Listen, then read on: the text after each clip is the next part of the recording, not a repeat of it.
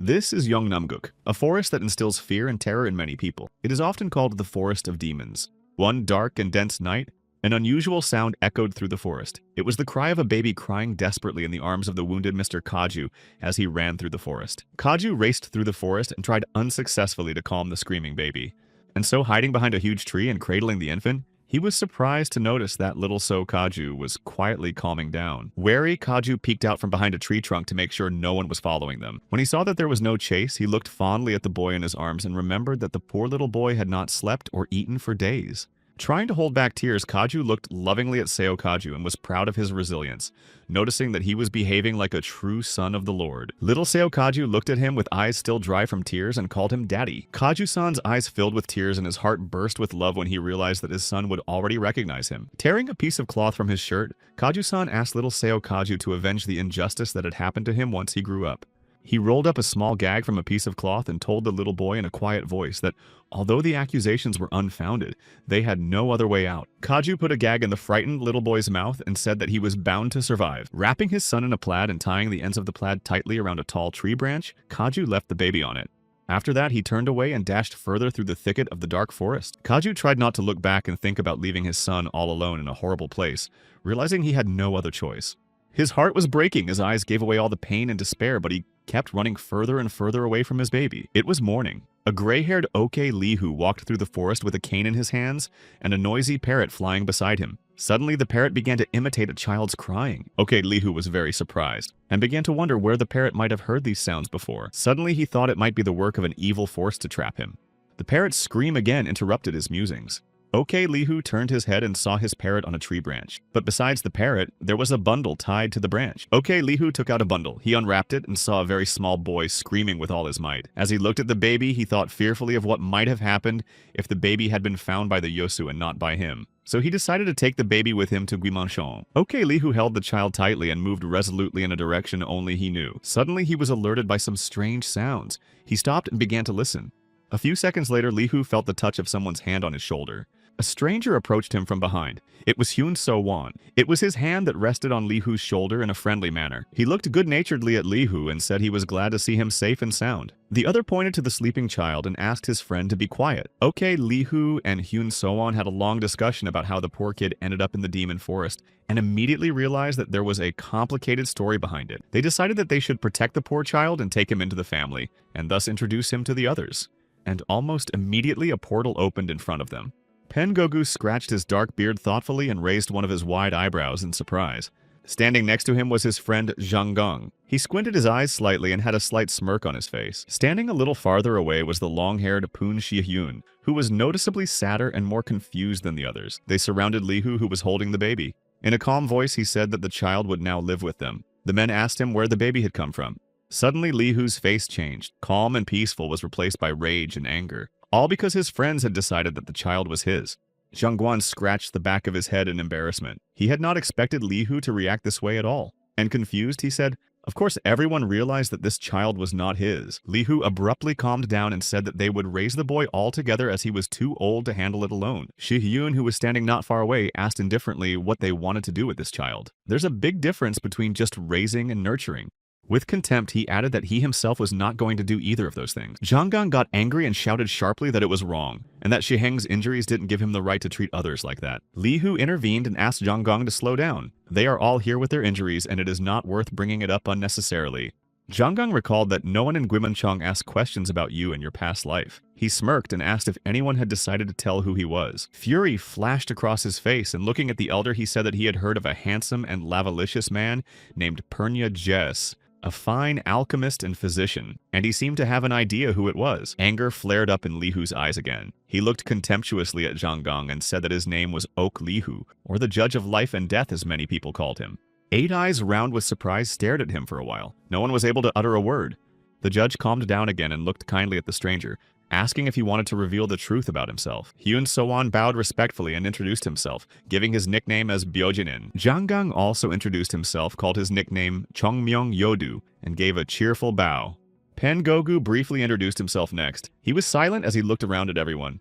But the sarcastic Zhang Gang immediately complimented him by reminding him of his elite origins and voicing his nickname, Ogim Yaka. not forgetting to mention his success as a carpenter. There was only one person left who did not hurry to introduce himself. Everyone looked at him expectantly and did not avert their gazes. The blonde stared blankly away without paying any attention to them and remained stubbornly silent. Okay, Li Hu spoke again and asked the others if they understood why he had suddenly decided to tell them who he was. Hyun So-won nodded his head in the affirmative, letting him know that he understood. He assumed that the judge wanted to make the kid their apprentice, which is why he decided to start talking openly. The judge confirmed his conclusion and said that this kid had done nothing wrong and to not help him would be the ultimate evil. All agreed that they should let him live in the demon forest and teach him everything they know. Jang Gang suggested starting by checking and finding out if the child had divine powers. The judge agreed and announced that he knew how to do it. If the kid has divine powers, he will achieve remarkable success before they die. The little boy had already gotten used to the judge and was playing with his beard. Okay, Li Hu loudly asked those present if anyone would mind teaching the boy.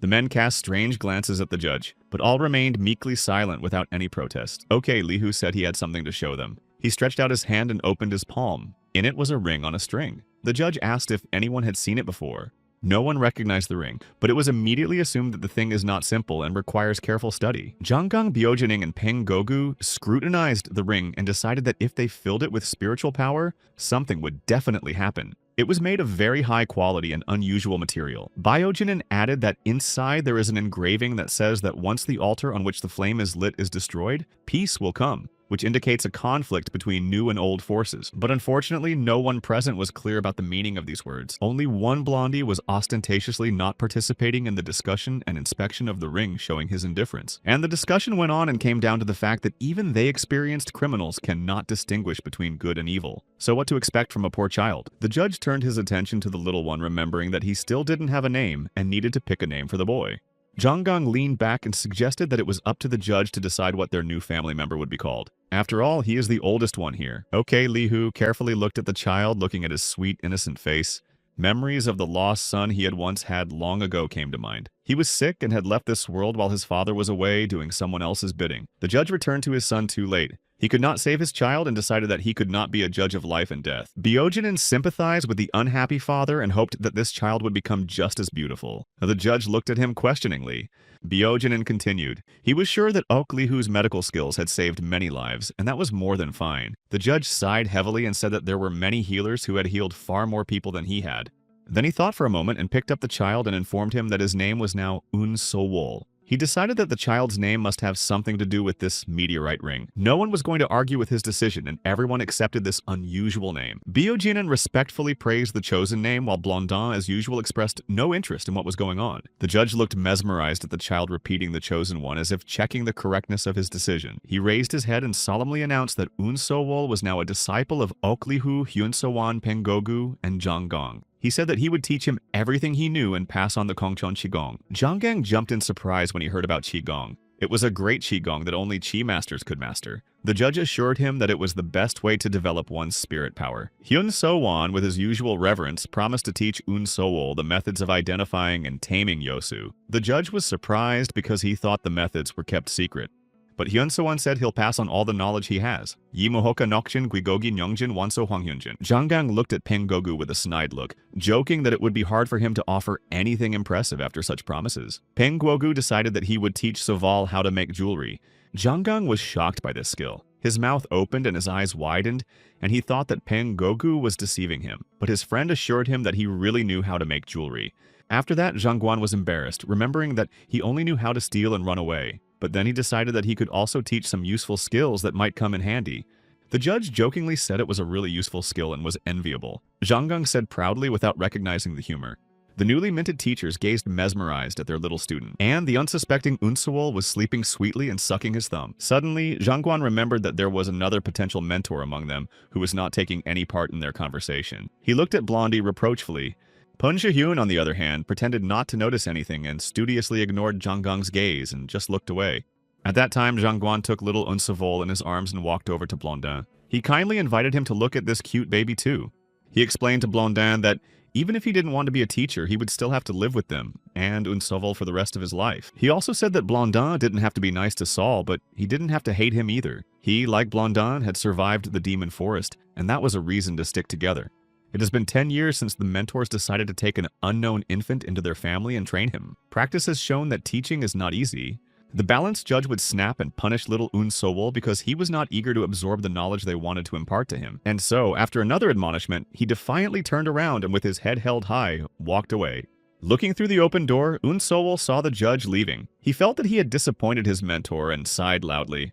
Almost immediately, Zhang Gong's smiling face appeared in the open door. He had heard everything the judge had said and had come to support Un Sowol. 10-year-old Un Sowol was very excited. He called Zhang Gong fourth master and loved him very much. Master and apprentice were talking while sitting on the doorstep. Zhang Gong felt sorry for Sowol, who had been reprimanded for not being able to learn the medicinal herbs. He was very upset and thought he was worthless. The fourth master reassured him, for Saul was good at what the other masters taught him, and Li Hu must realize that his training was difficult. But Saul did not believe him. Zhang Gong continued. He said that the older a person gets, the more often he gets upset and doubts himself, but there is no need to be resentful and downhearted. Sowol looked sadly at one point. There was one important question on his mind, and he dared to ask it. He looked sadly at Zhang Gong and asked how long the first master would live. Zhang Guan immediately realized what little Sowol was so afraid of. He calmly looked at him, patted his head, and quietly told him that Oak Lihu has been an alchemist for 800 years, but soon his time will be up. He is no longer immortal and is just living the life of an ordinary old man. Then he hugged the distraught Un Sowol and offered to please the first master and pay more attention to learning his skills. Un Sowol obediently agreed. Zhang Gong praised him cheerfully and asked him what he was always taught by the masters. Sowol shouted clearly and loudly that he should be careful to believe in himself, not to be naive and not to trust people. He then pulled out 3 ruddy nectarines from under his shirt and held them out to his favorite student. Sowol looked at his favorite fruit with adoration. Zhang Gong was happy to please him. He said that he had been lucky enough to get nectarines and a goat in the outside world. Sowol's eyes lit up with a spark of admiration and interest at the same time. He wanted to say that he too would like to go to the outside world. But the fourth master shook his head negatively. Zhang Gong stretched and forced himself to remember what the first master said about the outside world. Sowol repeated his movements and said that to get out, one had to break through the heavenly gate. Zhang Guan looked playfully at Sowol and said that he had already learned Konchong Qigong, which meant that he would soon receive a divine birth. He threw his hands behind his head and walked away from Sowol, promising to bring more nectarines. Saul looked at him with satisfaction. Night had fallen, the light was still on in Sowol's room, and he had not yet gone to bed. Sleepy and tired, Un Sowol diligently continued to comprehend the first master's teachings. He didn't want to let him down any longer. His eyes closed traitorously, sending Sowol into dreamland, but he kept going. Suddenly, a loud and unknown sound made Sowol jump up on the spot and instantly chased the dream away. It was the cheerful bleating of a goat. Sowol had never heard such a sound before and looked out the window with interest and fear to see where the strange sound was coming from. Suddenly, I saw something I didn't expect. Shiheng feeding grass to a contented goat and making it kick. Sowol came out of his room and approached him. He asked quietly and cautiously if he could help him. Shiheng continued his occupation, resentfully replied that he wasn't helpless and could handle at least such a task on his own. Then after a bit of silence said that Sowol could fondle the goat if he really wanted to help. The delighted Sowol agreed enthusiastically. He had never even seen a goat before, and now he could even touch one. The goat was soft and fluffy. Saul liked her right away, and she seemed to like him. The goat was as happy as Sowol. Sowol looked at her as if she were something amazing that had come here from another amazing and outrageous world. Sowol thought about how many other amazing and interesting things there were in the outside world, and it struck his imagination. Looking at this sweet and good-natured animal, he wondered aloud if the outside world was really that dangerous. Hearing this, Shiheng replied sharply that a little thing like Sowol would be destroyed in the outside world in less than a minute. That was why the masters wanted to train him. Sowol agreed frustratedly. Looking at the back of the small, upset boy, Pun Shihyun realized that he had been too harsh, and he felt uncomfortable. He wanted very much to support Sowol. He asked Sowol to sit down next to him in a softer voice. Shichen was surprised at how easy it was for Sowol to master Konchong Qigong and noted his intelligence, but he also noticed that he had no ability to teach anything at all. Mysteriously, Shiheng began to say that he was willing to share with Sowol what he had to memorize and repeat 3 times before going to sleep and after waking up every day. Sowol looked at him with genuine curiosity. The same one told Sowol to keep quiet and memorize. No questions asked. His lips moved and spoke words that cut into Sowol's memory like a knife. They flowed through him like an energy stream, leaving an indelible mark that no one could erase. He listened mesmerized, unblinking, as if hypnotized. He couldn't take his eyes off the lips of the mysterious master. Shichen kept repeating them over and over so that Sowol would remember them for the rest of his life. At the end, he said he hoped he hadn't pushed him too hard. Sowol smiled sweetly and thanked him. In conclusion, Pun Shihyun ordered Sowol not to tell anyone about it. After all, it was their secret now. Sowol promised that he would. 5 more years passed since then. Sowol had learned everything the first master required of him. He confidently explained the technique of making the fire pill. Thoughts were swarming in Sovol's mind, but he gathered them into an orderly sequence and continued to tell the technology. Sitting in the lotus position, the 15-year-old Sovol concentrated all his energy to repeat what he had memorized as best as he could, and he told it all without a single mistake. The first master was lying on the bed in front of him, unable to get up. He praised him and said he was sure he had taught Sovol everything he knew, and that now it was time for him to use the knowledge he had acquired. He looked tenderly at the apprentice and thanked him for visiting him, and then noted that even when he was gone, Sovol should continue to learn from other masters. Sovol promised that he would. Okay, Lihu's time was running out. He gathered everyone around him and decided to tell a terrible secret he had long kept. A horrifying picture of the demon forest in its worst days appeared before his eyes, and he said there was one way out of the demon forest. The dumbfounded Zhanggang and Hyun Sowan jumped on the spot. They impatiently began to ask what the secret method was. And Lihu began his story. He was a very famous healer in the Blood Fortress, and one day a badly injured man told him that received his wounds while climbing out of the demon forest. He said that he used the Dishi stone to get deep into the cave and met the water dragon and killed it. Hyungswan said it won't be easy for Saul to leave the forest. We'll have to find the place where the water dragon lives. It's near a pond or volcano and it's full of spiritual aura. A tired Lihu agreed and said they can't do it anymore, but Sowol could do it. The master turned to Sovol. He asked him to leave the demon forest at any cost. After all, by doing so, he would repay his debt to his masters. Sowol resolutely exclaimed that he would definitely thank his teachers even if it took his life. Lihu said he believes in him, and that Konchon Qigong would help him enter the outside world if he continued to study. But unfortunately, this skill is imperfect. Sovol was surprised, and the emotional Zhanggang indignantly started shouting that it was impossible to teach Sovol a skill that could harm him. The fourth master calmly replied that Qigong Konchong had only one disadvantage: the more one comprehended it, the more difficult it was to control. It takes a strong psyche to control it, but if you lose control, you'll know great pain and probably forget everything you knew before. One day, a Qi master came to Lihu to get rid of the side effects of a skill, but the greedy Lihu stole his powers and prolonged his life. He wanted to go to heaven with his help, but he ended up here.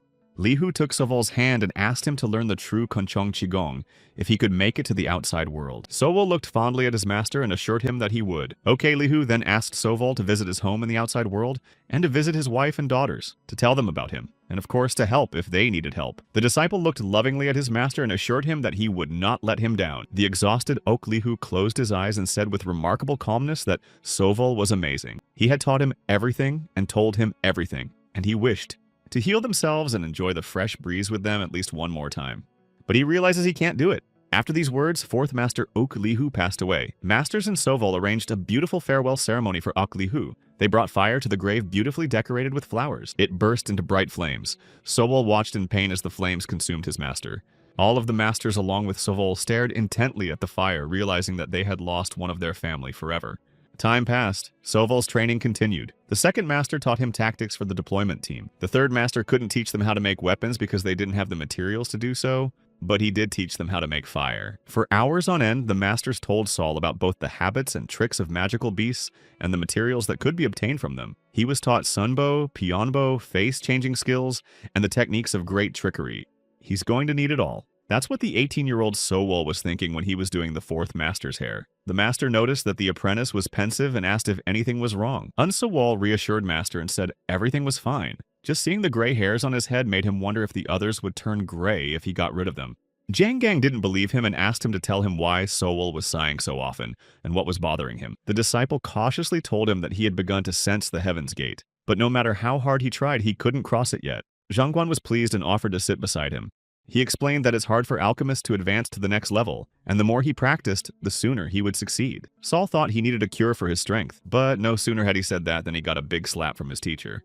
Zhanggang got angry and told him to stop complaining. After all, there were many people who had either been born alchemists and lived for more than 100 years or had failed to be reborn and died. Zhanggang shouted that Sowol was used to hiding from demons, and the demon forest was full of demons and herbs that could be used to make pills for his training. Sowol looked at the fourth master in surprise, trying to guess if he had understood him correctly. He grinned, winked at him, and told him not to go too far and to be back before dark. Avoid the demons and collect only what was needed to make the pill. Sowol rejoiced. When he was in the demon forest, he followed his master's instructions diligently. He quickly found a plant called Jinryong. Then Guigol caught his eye with petals the color of human bones. Then he unmistakably determined that the stunted flower with yellow-colored petals was definitely yellow dugyan. Sowol gathered all the plants he needed, looked at the approaching sunset, and decided it was time to head back. He hesitantly took a step toward his house. Then he took a few more steps.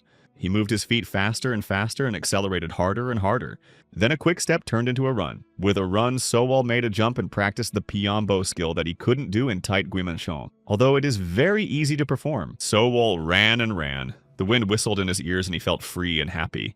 Suddenly he remembered something that made him stop abruptly. His feet raked the ground, and then he stood up. Sowol suddenly decided that he should bring something for his teachers too, like catching a chicken or a goat. He clearly imagined how pleased the masters would be with him when he returned home with the spoils. He used his strength again and jumped high into a high tree branch. He decided to look around. He sat on a branch and thought about the fact that the sun was almost down, and he had promised to be back before dark, so he had to hurry. Suddenly there was a strange sound that made Sowol wary. Some new feeling arose in his chest that he was unable to understand or describe. He looked into the darkness and saw a goat. It was down near the tree where he was sitting. The goat was peacefully chewing grass and clearly enjoying the process, not expecting any danger. Sowol thought this was his chance. He should use Pyonbo and catch that goat. He jumped down from the tree and was ready to attack. But as he listened to himself, he realized that the strange feeling hadn't gone away. It hadn't been there when he'd seen the goat before. He hid behind a tree and smiled at his own fears. But decided that it was already dark, and he shouldn't expose himself to unnecessary danger, and should be cautious. Suddenly the bushes near the tree stirred. There was heavy breathing and growling, and then a huge wolf's head with red eyes emerged from the bushes. 2 more wolf faces peeked out of the bushes. 6 red eyes stared at him. Sowol realized at once that he was facing Cerberus and that he didn't have the strength to defeat him, so he'd better run away. Sowol pondered that of course he could try to use Pyonbo, but the demon might attack as soon as he turned around. Cerberus was close by, his 3 jaws grinning menacingly. Sowol decided how to proceed. As soon as the demon was about to attack, he would use Sunbow. The attack didn't have to wait long. Sowol used Sunbow, and suddenly disappeared right out from under the demon's nose. Standing already behind Cerberus' back and watching the process as if in slow motion, Sowol was proud of himself. The demon was digging at the ground, trying to figure out where his prey had gone. Sowol stood behind him and reasoned that Sunbow had taken a lot of energy, but it had disoriented the demon. Saul was calm and confident. He even thought about catching Cerberus. Losing its prey, the demon was just tearing up, and then he turned and saw Sowol. Time after time, the demon tried to catch him, but Sowol used Sunbow again and got right out from under his nose. The demon tried to catch him, but he used Sunbow again and got away from him. Continuing his elusive movement, Sowol gathered all the stones and realized that the preparations for the plan were complete. He took the stones in his hand and remembered the only attack skill the first master had taught him. The enraged demon came at him with all 3 jaws wide open. Sowol was filled with energy for the coming attack. He shouted the words of the attack spell, channeled all his energy into the rocks, and prepared to throw. He threw 3 stones as hard as he could. Each of them flew to their targets. A second later, Sowol was looking at the stricken demon. One of the stones was visible in each of its heads, and it was bleeding. Proud, Sowol realized that his plan had worked. He stood self-satisfied, proud, and a little exhausted from the battle, and words of gratitude flew from his lips. This gratitude was intended for the masters who had taught him everything they knew. He could already visualize how proud they were of him. When he returned, he began to tell his teachers what had happened to him and what had made him linger. He immediately caught Hyun Sowon's reproachful look. Then he saw Third Master's tense face. He didn't make a sound but stared at him intently. At the scene of the battle, the masters were wary of the demon's body. Jeonggang clutched his head and shouted that he had only asked to gather herbs and return before dark, not to fight the demon. The other 2 masters stared in silence, either at him or at Cerberus's body lying behind him. Saul lowered his head and apologized. Jeonggang continued to shout that it was not right to do whatever he wanted and to disobey the orders of the masters, that it was not skill but luck that helped Sowol win. Sowol tried to object, but Jeonggang wouldn't let him. The annoyed student stood in front of his 3 teachers, unable to raise his eyes. He tried to explain that all was not as it seemed. The second master, who had been silent until then, asked if this was the first time Owl had gone outside. Sowol confirmed that it was so. Then Master calmly asked why Sowol had done so. Jeonggang stood behind him, still trying to control his emotions. The frustrated disciple replied that he knew he could only go out after the celestial birth, but he was tired of waiting for signs from the heavenly gate, so he wanted to gather herbs for the potion of power. The master looked him straight in the eye and asked him to tell him how his first outing had gone. Sowol began to tell how he had gathered herbs and then met Cerberus, who seemed to him not dangerous, how he used Pyonbo and his heart seemed to burst. Hyun Sowon turned around and looked at Pengogu. He asked if he could make a flag out of demon skin and bones. Pengogu was surprised by this question, but then surprise was replaced by confidence and determination in his gaze. The answer was clear without words. Having gotten an answer to his question, Sowol was satisfied. He turned and looked at Sowol. He gently placed a hand on his shoulder and explained that now Sowol would feel that Guimanchon was too small for him, and would resent that they wouldn't let him outside. Sowol hesitated. The master reassured them that it was normal, and they would very much like to see Soval's celestial birth, and it's a dangerous process, and while they're alive they want to help him through it. Sowol jumped for joy. He could not believe his happiness and thought the master was joking, but he was sure he meant it. Sowol was over the moon. The second master assured him that if Sowol could use Guigogunjin with the flag that Pen Gogu would make, he would go out. He happily ran up to Gog and asked him to make the flag faster. Now that he had learned Guigogunjin, he was sure that practice would help him break through. Everyone smiled. Soval blew flames out of his mouth with concentration. Sweat dripped down his tense face. The third master sat beside him and taught him how to form a dagger from fire using his chi energy. The skill of controlling fire was the ultimate skill in weapon making. Sowol tried his best and finally succeeded. The dagger was ready. It could be used to hunt the lower demons, obtain materials, and hone his skills. Now all that remained was to cool it with the wind of determination. Saul threw up another concentrated and blew with all his might so that a wind of determination escaped his mouth and cooled the dagger in an instant. Sowol held the dagger with his mind and admired it, unable to look away. Then he carefully took the dagger in his hand and told the master that it was ready. Then he carefully took the dagger in his hand and told the master that it was ready. He shook his head negatively. Sowol asked how long he needed to train to make at least a low-level Dharma weapon. The master said 3 years. Gogu, engrossed in his work, advised Saul to rest while he mastered the 12 flags. As he left, the apprentice said he would hardly rest. He would prepare medicines from the herbs he had collected. Then the master suggested to continue and make 2 more daggers. Sowol agreed. After a few days of hard work, joyful words were heard from Sowol's room that he had finished everything. He was tired and exhausted, but he was glad that he had gotten his first cure, even though he'd spent all the herbs on it. He hadn't expected it to be so difficult. If Sowol was wrong about something, the cure didn't work. It was a pill of the 9 beliefs that rid the body of toxins. He hoped that if he made a mistake, it wouldn't do any harm. The best way to test it was to eat the pill. That's exactly what he did. Sowol sat quietly and waited for the pill to take effect. He wondered if he would be able to break through the heavenly gates. The silence was broken by Zhonggong peeking through the open door. He jokingly remarked that Sowol didn't have enough herbs left. Sowol replied resentfully that he didn't want to talk to him. The fourth master suggested with a smirk that Sowol apparently didn't know how much effort it had cost him to convince the other masters to let Sowol out after mastering Pyongbo and Sunbo. Sowol was dumbfounded. He couldn't believe that the masters had made such a decision because of Zhonggong. Of course it wasn't Zhonggong's fault, but he decided to lie to the disciple to win back his favor, and that plan worked. The fourth master told Sowol that Pen Gogu had finished the flags and offered to go and evaluate his work together. Sowol agreed and instantly jumped to his feet. The second, third, and fourth masters stood attentively and looked at the completed work. Hyun Soan was pleased with the result and offered to go outside to see if it would work. Then they went into Sowol's room and the second master told him it was time to go outside and act. The apprentice immediately agreed. The energy flow made a hole in space. Unsowol's foot appeared first, then Soval's head, and then his entire body slipped into the portal. It was the first portal he had ever opened on his own. That's why Saul was excited and immediately asked if everything was right from his teachers who were observing the process. The masters were pleased with Sowol. The second master said he was doing a great job. He has a good weapon, so now he can go out whenever he wants. Sowol showed off his personal arsenal, 2 daggers and 8 mini daggers. He liked the sound of that. And now Sowol is outside. He has mastered Pyongbo and Sunbo and is excellent at listening to his senses and sensing danger. For the past 3 months, Sowol had been scouring the neighborhood and had kept coming across lower demons. But now they had all disappeared. It was strange. The third master was preparing him to create a Dharma weapon. In order to do so, he needed to collect the soul stones. That's what Sowol was doing. He knew that soul stones can be found in places where spiritual energy is concentrated, like in the mountains or underground. And Sowol knew one place where he must find the stone, and he was in a hurry to get to it. When he got very close, he was impressed with the view of the mountain. He looked up. The mountain seemed endless. He decided that he would find many medicinal herbs on it, and of course, the soul stone. It was a pity that the heavenly birth had not been completed yet.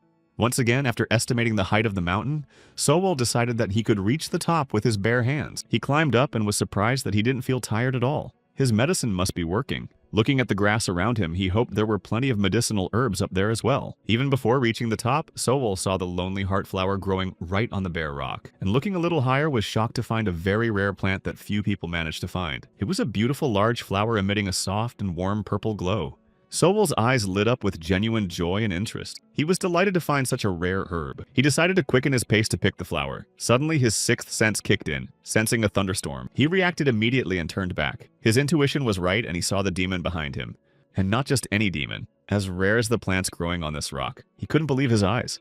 It was a lower-class demon called Sutra. It looked like a huge red-necked eagle. He was clearly in a bad mood and he expected to eat Sowol, but he was not confused. and quickly remembered the attack skill that could save his life. With an energy pulse, he aimed his dagger straight at the demon. But the demon wasn't about to give up either. He deftly dodged Soval's weapon and seemed even angrier. Soval immediately realized that it was too early to relax. The demon must have been feeding on medicinal herbs, which meant that its abilities could have grown to a transitional class. We have to be careful. And Sutra kept circling around Soval, making scary noises, but he didn't attack. It was strange. Soval realized that the demon was probably afraid of harming the flower of light that grew nearby on the rock, and he realized that he could help him escape. He quickly reached the flower of light and desperately ripped it out of the rock right from the root. Sutra went mad with rage and despair. He let out a heart-rending shriek and was ready to tear Soval to shreds. But he still didn't attack for fear of harming the flower. This only confirmed Soval's hunch. Soval came up with a rescue plan. He was sorry to part with such a rare plant, but life was more precious. He tied the flower to his dagger and decided it would give him time to hide upstairs. Soval was angry with himself. He had forgotten about the master's instructions, relaxed and underestimated the demon forest. Releasing the flower, he watched Sutra's reaction. The demon didn't immediately realize what had happened. Then, as expected, he let out a shrill roar and rushed down to save his adored flower of light, forgetting for a while about Soval's existence. Taking advantage of the moment, Soval gathered himself and quickly began to climb up. But he felt that the summit was near and that he had succeeded. Using his skills, he made a sharp leap upwards and was on top of the mountain in no time. He looked up at the bare, rocky peak and was both glad and disappointed at the same time. At least he would find shelter here. He pulled 12 flags out of his bag to arrange them and open up to construct an energy shelter. The flags were in place and a frenzied energy was already raging within them, which only needed to be channeled. Soval stepped inside and cast a spell of concealment from demons. The space around him began to blur, hiding Soval in it. When suddenly the returning Sutra flew at breakneck speed right next to him. He held the flower firmly in his paw. He was clearly intent on revenge. Soval realized that the demon wouldn't give up so easily and clearly wouldn't forget how Soval had fooled him. Suddenly, the space beside him lit up with fire and a huge green paw appeared out of it. Next, the same green toothy maw and eyes glowing brightly with rage emerged from the fire. A few seconds later, Soval saw another demon right in front of him, staring fiercely through him. It was a fire-breathing jade boar. The demon was also a transitional form, and this encounter clearly did not bode well. Looked fiercely at Sutra. The boar roared wildly and spewed out flames. Not intending to give up without a fight, Sutra roared even louder and spewed an energy sphere from his beak, aiming it directly at the boar. Sutra was flying almost over Soval's head, and the boar was standing right next to him. Soval was terrified, realizing that he was in the middle of a battle between two demons. A powerful and concentrated charge of pure and murderous energy erupted from Sutra's mouth. The boar opened its mouth and powerful flames burst out, ready to destroy everything in its path. The most powerful and terrible battle of elements and energies began, which could well destroy all living things. Soval clung to life as best he could, knowing that surviving in the midst of a battle between two transitional level demons would not be easy for him. His strength to resist such powerful energy was almost at an end. He had not expected to face such a challenge. Sutra's eyes lit up with a desperate fury, and it was clear that he was obviously up to something. It soared upward and then with a frenzied roar also sharply began to dive downward at an unprecedented speed. Sutra was quickly approaching the surface of the earth and he flew straight at Soval. Soval did not understand what was happening or what he should do. The boar also noticed this maneuver and began to growl angrily, unable to do anything more. Soval realized that Sutra was flying furiously straight at the boar, aiming to just smash it. Soval concentrated all his energy to survive the terrifying explosion, but Soval was scared. He realized that it would be almost impossible for him to survive near that level of energy. A second later, there was a violent and terrifying explosion that threw Soval back a few meters. Flying away from the epicenter, Soval watched the huge energy ball that generated the explosion and realized that no one could survive there. His abilities helped him land softly and survive. He was covered in dust and dirt, but he survived. Remembering everything that had happened, he recognized with fear that if it were not for the flower of light, he would not be alive anymore. He got to his feet and saw a huge vortex with the lifeless bodies of Sutra and boar at its bottom. He realized that if that demon hadn't appeared, he would have been him. Soval decided to go down to the bottom of the vortex and see if the rumors of transitional level demons possessing Naden were true. Inside the boar, he found a small pebble that burned with a bright flame.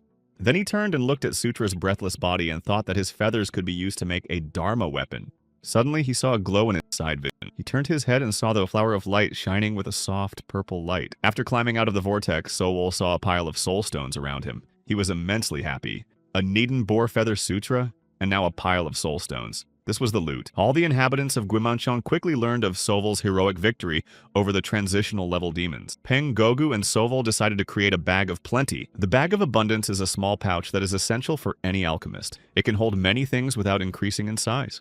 After receiving the bag, Sowol immediately went in search of medicinal plants and soul stones. Then he prepared a Dan pill and Dharma tools against the gate of heaven.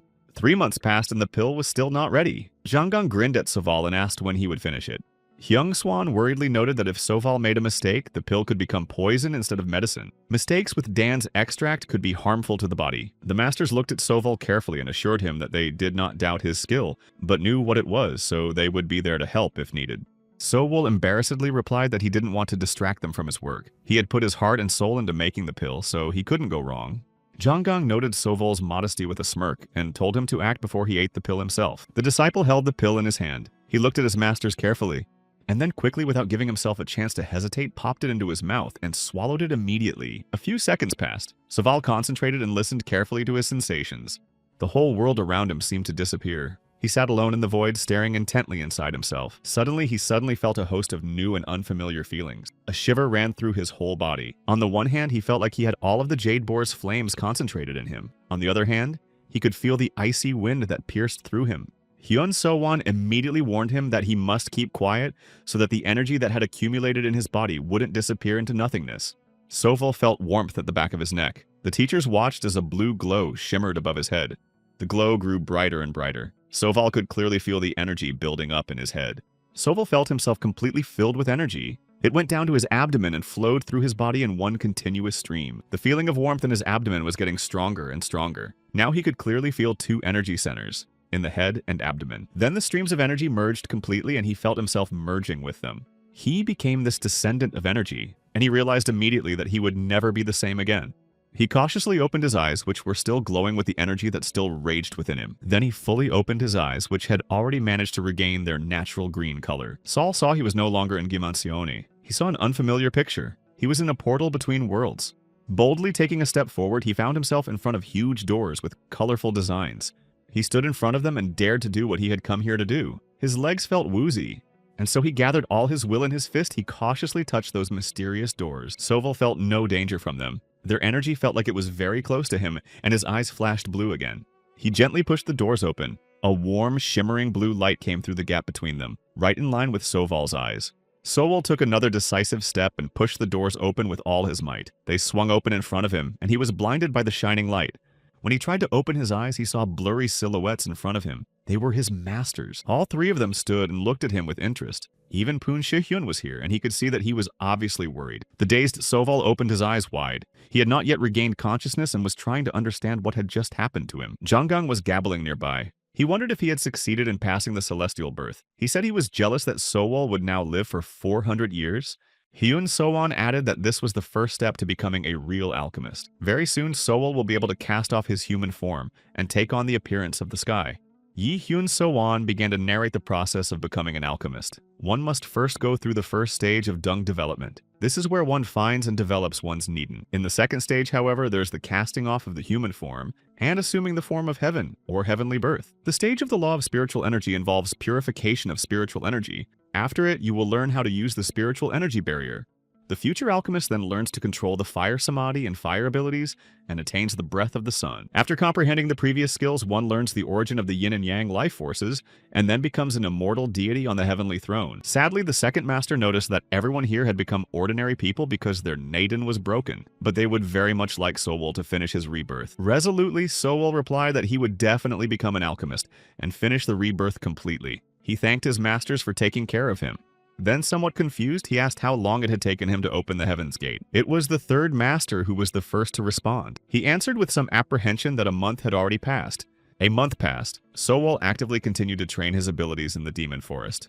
He had already mastered the Pyongbo skill perfectly, but he continued to develop it. The jumps became more and more skillful. He learned to jump so high that he could conquer the top of a cliff in one leap. Saul was proud of himself. He promised himself that he would rise to the top as soon as he received his heavenly birth. And so he did. He stood on top of the cliff, admiring the beautiful view and feeling like the ruler of the world. Standing on the conquered mountain, he looked forward to the future and believed that he would be able to keep all the promises he had made. Sowol looked at the blue sky around him and thought that even though he had only conquered a small peak so far, he was still experiencing an extraordinary feeling. From the top of this mountain, he noticed the rock on which the Demon Sutra and the Jade Boar were fighting, and then his gaze stopped on something he hadn't noticed before. He saw a nest on the rock opposite. He concentrated all his energy and pushed off again using Pyonbo. After pushing off several times, he reached the nest. Dreaming of finding soul stones or herbs there, he looked at the nest with interest and guessed from its size that it belonged to a demon. He decided to be careful not to mess with the demons and took the Sword of Plea out of his bag of plenty just in case, deciding to test it and the Shield of Plea. He jumped into the nest and found many remnants of medicinal herbs, and assumed it was the nest of that demon Sutra. Suddenly, Sowell felt that there was someone behind him. He turned around sharply. He quickly used the Plea Shield and prepared to defend himself before he even knew what the danger was. Hiding behind the Shield of Plea, Sowell waited for an attack. For some reason, there was no attack. Carefully peeking out from behind his shield, he saw something he didn't expect, and even confused. At the bottom of the nest lay a little pink piglet with hair and a fluffy tail the color of blazing fire. It grunted pitifully. Sowell relaxed and realized that it was the cub of the Jade Gorge boar. He wondered how he had gotten here. He looked sympathetically at the piglet and guessed that on the day of the demon battle, the boar had come here because Sutra had kidnapped his cub. Sowell sat down and took some grass in his hand and gave it to the cub. He noticed that the cub was not hungry, so he decided to keep an eye on it until it learned to breathe fire. There wasn't much to do anyway. He returned to Guaymanchon joyful, holding tightly in his arms a cute pink piglet who also seemed glad to be taken from his dungeon. The masters froze with astonishment of admiration and seeming delight. They realized who Sowell had brought and wondered where he had found him. Saul told me everything. He explained to the masters that he could be useful. He asked if it could be tamed. Hen Sovan confidently said that even an adult Jade Gorge boar could be tamed, let alone a baby one. And Zhang Gong pointed out that Sovan was an expert on demons. The piglet slept sweetly, and through his sleep he could hear how embarrassed Soval was. Zhang Gong had told Soval to find out everything from him, and Soval had asked him when he would learn to breathe fire. Peng Gogu scratched his beard thoughtfully and suggested that it would take about 5 years. Sowell was a little upset because he thought that the cub would be able to help them now. Zhang Gong told him not to be sad because 5 years was nothing for an alchemist. Winter replaced summer year after year, so 5 years passed unnoticed. And the frustrated Sowell saw little progress in his skills. Walking around Guimanchon, he pondered aloud about how great it would be to feel the spiritual energy gate. Suddenly someone jumped on his shoulders. Before he knew it, the fourth master was sitting on his shoulders. He reassured him that not much time had passed since his heavenly birth, and even a true genius could not have reached the law of spiritual energy in 20 years. Saul was not much relieved by this. He worried about the murky future that awaited him. Zhang Gong rested his head comfortably on his shoulders. He suggested that Soval take his time and try something else to distract himself. The master deftly jumped off Soval's shoulders and asked him if he knew how to make the pill of eternal youth. He said he could, but he doubted its usefulness, for it did not change his external age. The teacher noted that he had shown him how to change his appearance to that of a child or an old man, and this skill would help him fool anyone. Even if someone very experienced catches someone who has eaten the pill of eternal youth on a change of face, they will be confused by the youthful appearance. And confusion is a huge advantage that will definitely help you win. Sowell listened to Zhang Gong's words and went to the demon forest to get the ingredients for the pill. He came to a large and beautiful waterfall, gathered some rare medicinal herbs to prepare the pill of eternal youth. Standing waist deep in the water and looking up, he realized that he would find many more herbs he needed at the waterfall. He realized with some dismay that he was getting farther and farther away from home in his search for rare herbs. Sitting down on the rocky shore of the lake into which the waterfall flowed, he realized that he had given too much effort to training and decided to rest. Dipping his feet into the cool water of the lake, he thought of creating more of Dan's eternal youth pill so his teachers could look younger. Coming out of the water, he heard some unintelligible sounds and immediately became alert. He realized someone was approaching. He quickly oriented himself and pulled flags from the bag of plenty. In the blink of an eye, he had them in place. He stepped inside the circle and cast a concealment spell. After hiding from the outside world, he immediately noticed that the footprints looked like human footprints. He was surprised that a man could live in the demon forest. Then he thought that it might be an alchemist who had been exiled here as punishment. 2 men in long robes walked past his hiding place, talking cheerfully to each other. They seemed to be on their way to the lake for a swim. Sowell looked them over carefully. They were having fun. Soft voices, carefree laughter, beautiful robes. They looked different from the other masters. Sowell thought about it and remembered what the masters had told him about women, and decided that this must be it. They carried on a casual conversation about how the sun could harm their delicate skin, and they should rest in the shade. Sowell had never seen women before, but he realized it was them. The women, meanwhile, came to the lake and began to take off their robes. Sowell stared mesmerized, unable to look away. They were so beautiful. Somewhere in his mind, the fourth master's voice rang out. He remembered his words about avoiding anyone he met in the demon forest and looked away with an effort. He glanced once more at the girls who were swimming in the cool water of the lake. In his mind, he heard Master's words that he should not trust and get close to women. He sat in his hiding place not knowing what to do and kept looking at them, confused by some new, incomprehensible feeling. Suddenly, he noticed something. Turning his attention to their robes lying not far from him, he saw the bags of abundance. It turned out they were alchemists, too. Looking at the bags, he realized that they contained Dharma weapons. Zhonggong's voice rang in his head. The easiest way to obtain a weapon was to steal it from another, but something was preventing him from doing so. Suddenly, he heard a rustle behind him. He turned his head and was surprised to see another alchemist. He was hiding behind a tree and watching the women. It was Zhou Jagan. He lunged toward the bags of plenty and grabbed them greedily in his hands. The women didn't look frightened at all when they noticed this. They were rather angry and embarrassed at being interrupted. Suddenly, there was a startled cry from Zhou Jagan. He opened the bags and cried out in pain or surprise. Black dust sprinkled from the bags onto him, which immediately made him cough. The strangers calmly stepped out of the water and, looking at this picture, did not sympathize with Zhou Jagan in the slightest. One of them looked sternly at Zhou Jagan, who was writhing in pain, and his skin was turning grayer and grayer. She said it was their last meeting. Watching this, Sowol clearly pictured the face of the fourth master, who was sure to mention that he had warned that messing with women was dangerous. The woman continued. Sowol found out that she had refused to marry Zhou Jagan. In retaliation, he tried to kidnap her sister and then tried to take her life. The villain was drenched in sweat and turning gray before his eyes. He didn't know what was happening to him. She went on to tell how they realized that they couldn't defeat an alchemist with the 7th stage of spiritual birth, but they decided that he would definitely not miss the opportunity to steal their sacks. The women put fake bags of black acid powder that, when inhaled, destroys spiritual energy and blocks it, turning you into an ordinary person. Zhou Jagan was suffering and, as genuinely pretended to be remorseful for what he had done and ready to surrender. Watching this conversation, Sowol realized that they were not just flawed women. The sisters have their reasons and decided not to interfere. Suddenly, his 6th sense kicked in again, reacting to the danger. He looked closely at Zhou Jagan and saw that he had hidden the silver needles in his hands and wasn't going to give up without a fight. Abruptly jumping to his feet, Zhou Jagan had already prepared to attack the unsuspecting sisters. Sister Buyong was the first to orient herself. She quickly pulled out a dagger from her bag of plenty and prepared to defend herself. A multitude of silver needles flew lightning fast in an attempt to strike the sisters with their power, but they deftly repelled each of them and remained intact and ready for further attack. Zhou Jagan was visibly disappointed and even swore. He looked at his sisters with anger and contempt, and then he just exploded. He roared in his own voice, screaming that no one dared interfere in his affairs. The sisters began to guess that their plan hadn't worked, and the powder hadn't worked on the alchemist. Zhou Jagan smiled wickedly and concentrated the energy in his hands. He told me that he'd figured out their plan at once. It was too simple. Besides, he'd seen in Seolji with the powder. He put his index and middle finger together. At the end of it, a charge of energy glowed. He looked carefully at the women and said that the powder could not harm him. Then he took out a rod from his bag of plenty and arrogantly pointed out that the girls who grew up in the demon forest were no match for someone who had suffered many diseases outside. Zhou Jagan pointed his staff at the sisters and ordered them to bow their heads before he applied a 5-foot chasm. Being an experienced alchemist, he noticed Sowol's presence and was wary. He didn't know which side he was on. If he was with his sisters, why he hadn't shown up yet. Sister Boyan bowed and shouted furiously that they were grateful to him and wanted to ask the experienced alchemist for help again, and they would thank him generously for it. Zhou Jagan was surprised. He hadn't realized they didn't even have a backup plan. He admitted that he'd expected more from them than just relying on luck and the help of a passerby.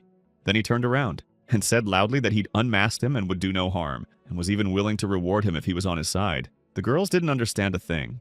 The alchemist continued. He promised Sowol everything in the sisters' bags of abundance, and even his own inferior weapons. The girls were wary. Thoughts swarmed in Sowol's mind. He estimated that Zhou Jagan had reached the 7th level of spiritual birth. Sowol was now on the 4th. The sisters were on the 3rd. If they joined forces, they might. He stood up and realized it was time to show himself. He took a step and his foot emerged from the shelter. The girls were shocked by his appearance. They realized that he had been here all along. Zhou Jagan, on the other hand, was not surprised at all and looked at him intently. Sowol walked slowly toward them. Zhou Jagan wondered if Sowol's spiritual level was higher than it seemed. After all, even an experienced alchemist like him couldn't detect his hiding place. He asked Sowol in his head what level he was at because he looked like a normal person and an alchemist at the same time.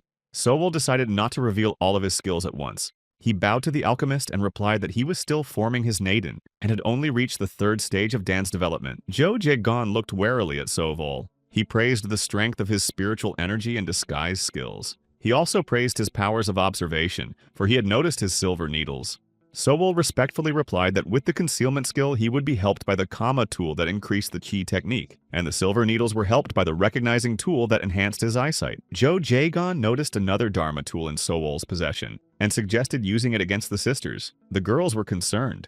Sowol said his sword and shield were inherited from his parents. The treacherous alchemist rejoiced at his good fortune. He met a child with a beautiful weapon that was too young for him to wield. Jo Jogan thought he would deal with him as soon as he was done with those insolent sisters. He turned to Soval and asked if he could help him, promising him some valuable advice. Soval took a fighting stance and said he would do whatever Mr. Jo Jagan asked him to do. There was a desperate cry from Sister Buyong. She swore and shouted in despair that all men are pigs, ready to attack. And without controlling her emotions, she attacked the men with only one sword in her hands. Without thinking of the consequences, she put all her energy into the spell she wanted to use to destroy both men. But Soal calmly applied his shield that easily covered them from Boyon's sword. Bayon sent out spells one after another, but the shield effortlessly reflected each of them, protecting the alchemists. Jo Jogan was inactive, which worried Soval. He realized that the treacherous alchemist was testing him and needed to play along. A while later, Jo Jong calmly put his hand on Sovol's shoulder and told him to stop and cover himself with his Dharma shield. Sovol pretended to be surprised at this request, and the villain continued and haughtily announced that he would deal with them on his own, pulling out his weapon. Bayon was scared out of her wits. She knew that they couldn't withstand a 7th-level alchemist's Dharma weapon. Before she even realized what had happened, she was struck by an energy discharge from Jo Jagan's weapon. Her sister watched dumbfounded, unable to stop it. She looked fearfully at Sister Buyong. She steadied herself and reassured her that she was still ready to fight. The alchemist looked at them haughtily and grinned at how they were even going to defeat him with such skills.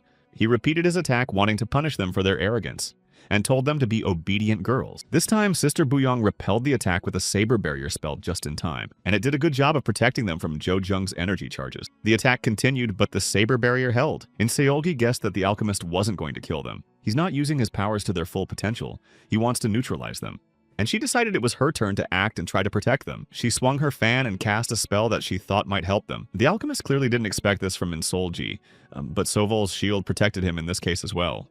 Jo Young looked at Sovol and was surprised that he was able to block the secret attack. He was very grateful that Sovol had saved him, but at the same time, he felt humiliated. Enraged, he shouted that he had been too kind to his sisters and pitied them. That's why he didn't hurt them.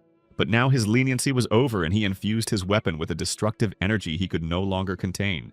He turned to Sovol and told him to drop his shield and attack with his sword as a distraction. He had his hand in his pouch and was about to use something else. Sovol agreed. Jo Jong continued to attack with his staff, holding another weapon that he had not used yet. Sowol rushed into the battle with his sword. Bayong immediately took a defensive stance and shouted to her sister to hide behind her back. In Seolji was confused. Sister Boon continued to hold the saber barrier, even though she could clearly see that it wouldn't hold for long. A second later, the alchemist used his secret spell and applied the charged peas that were supposed to break the barrier.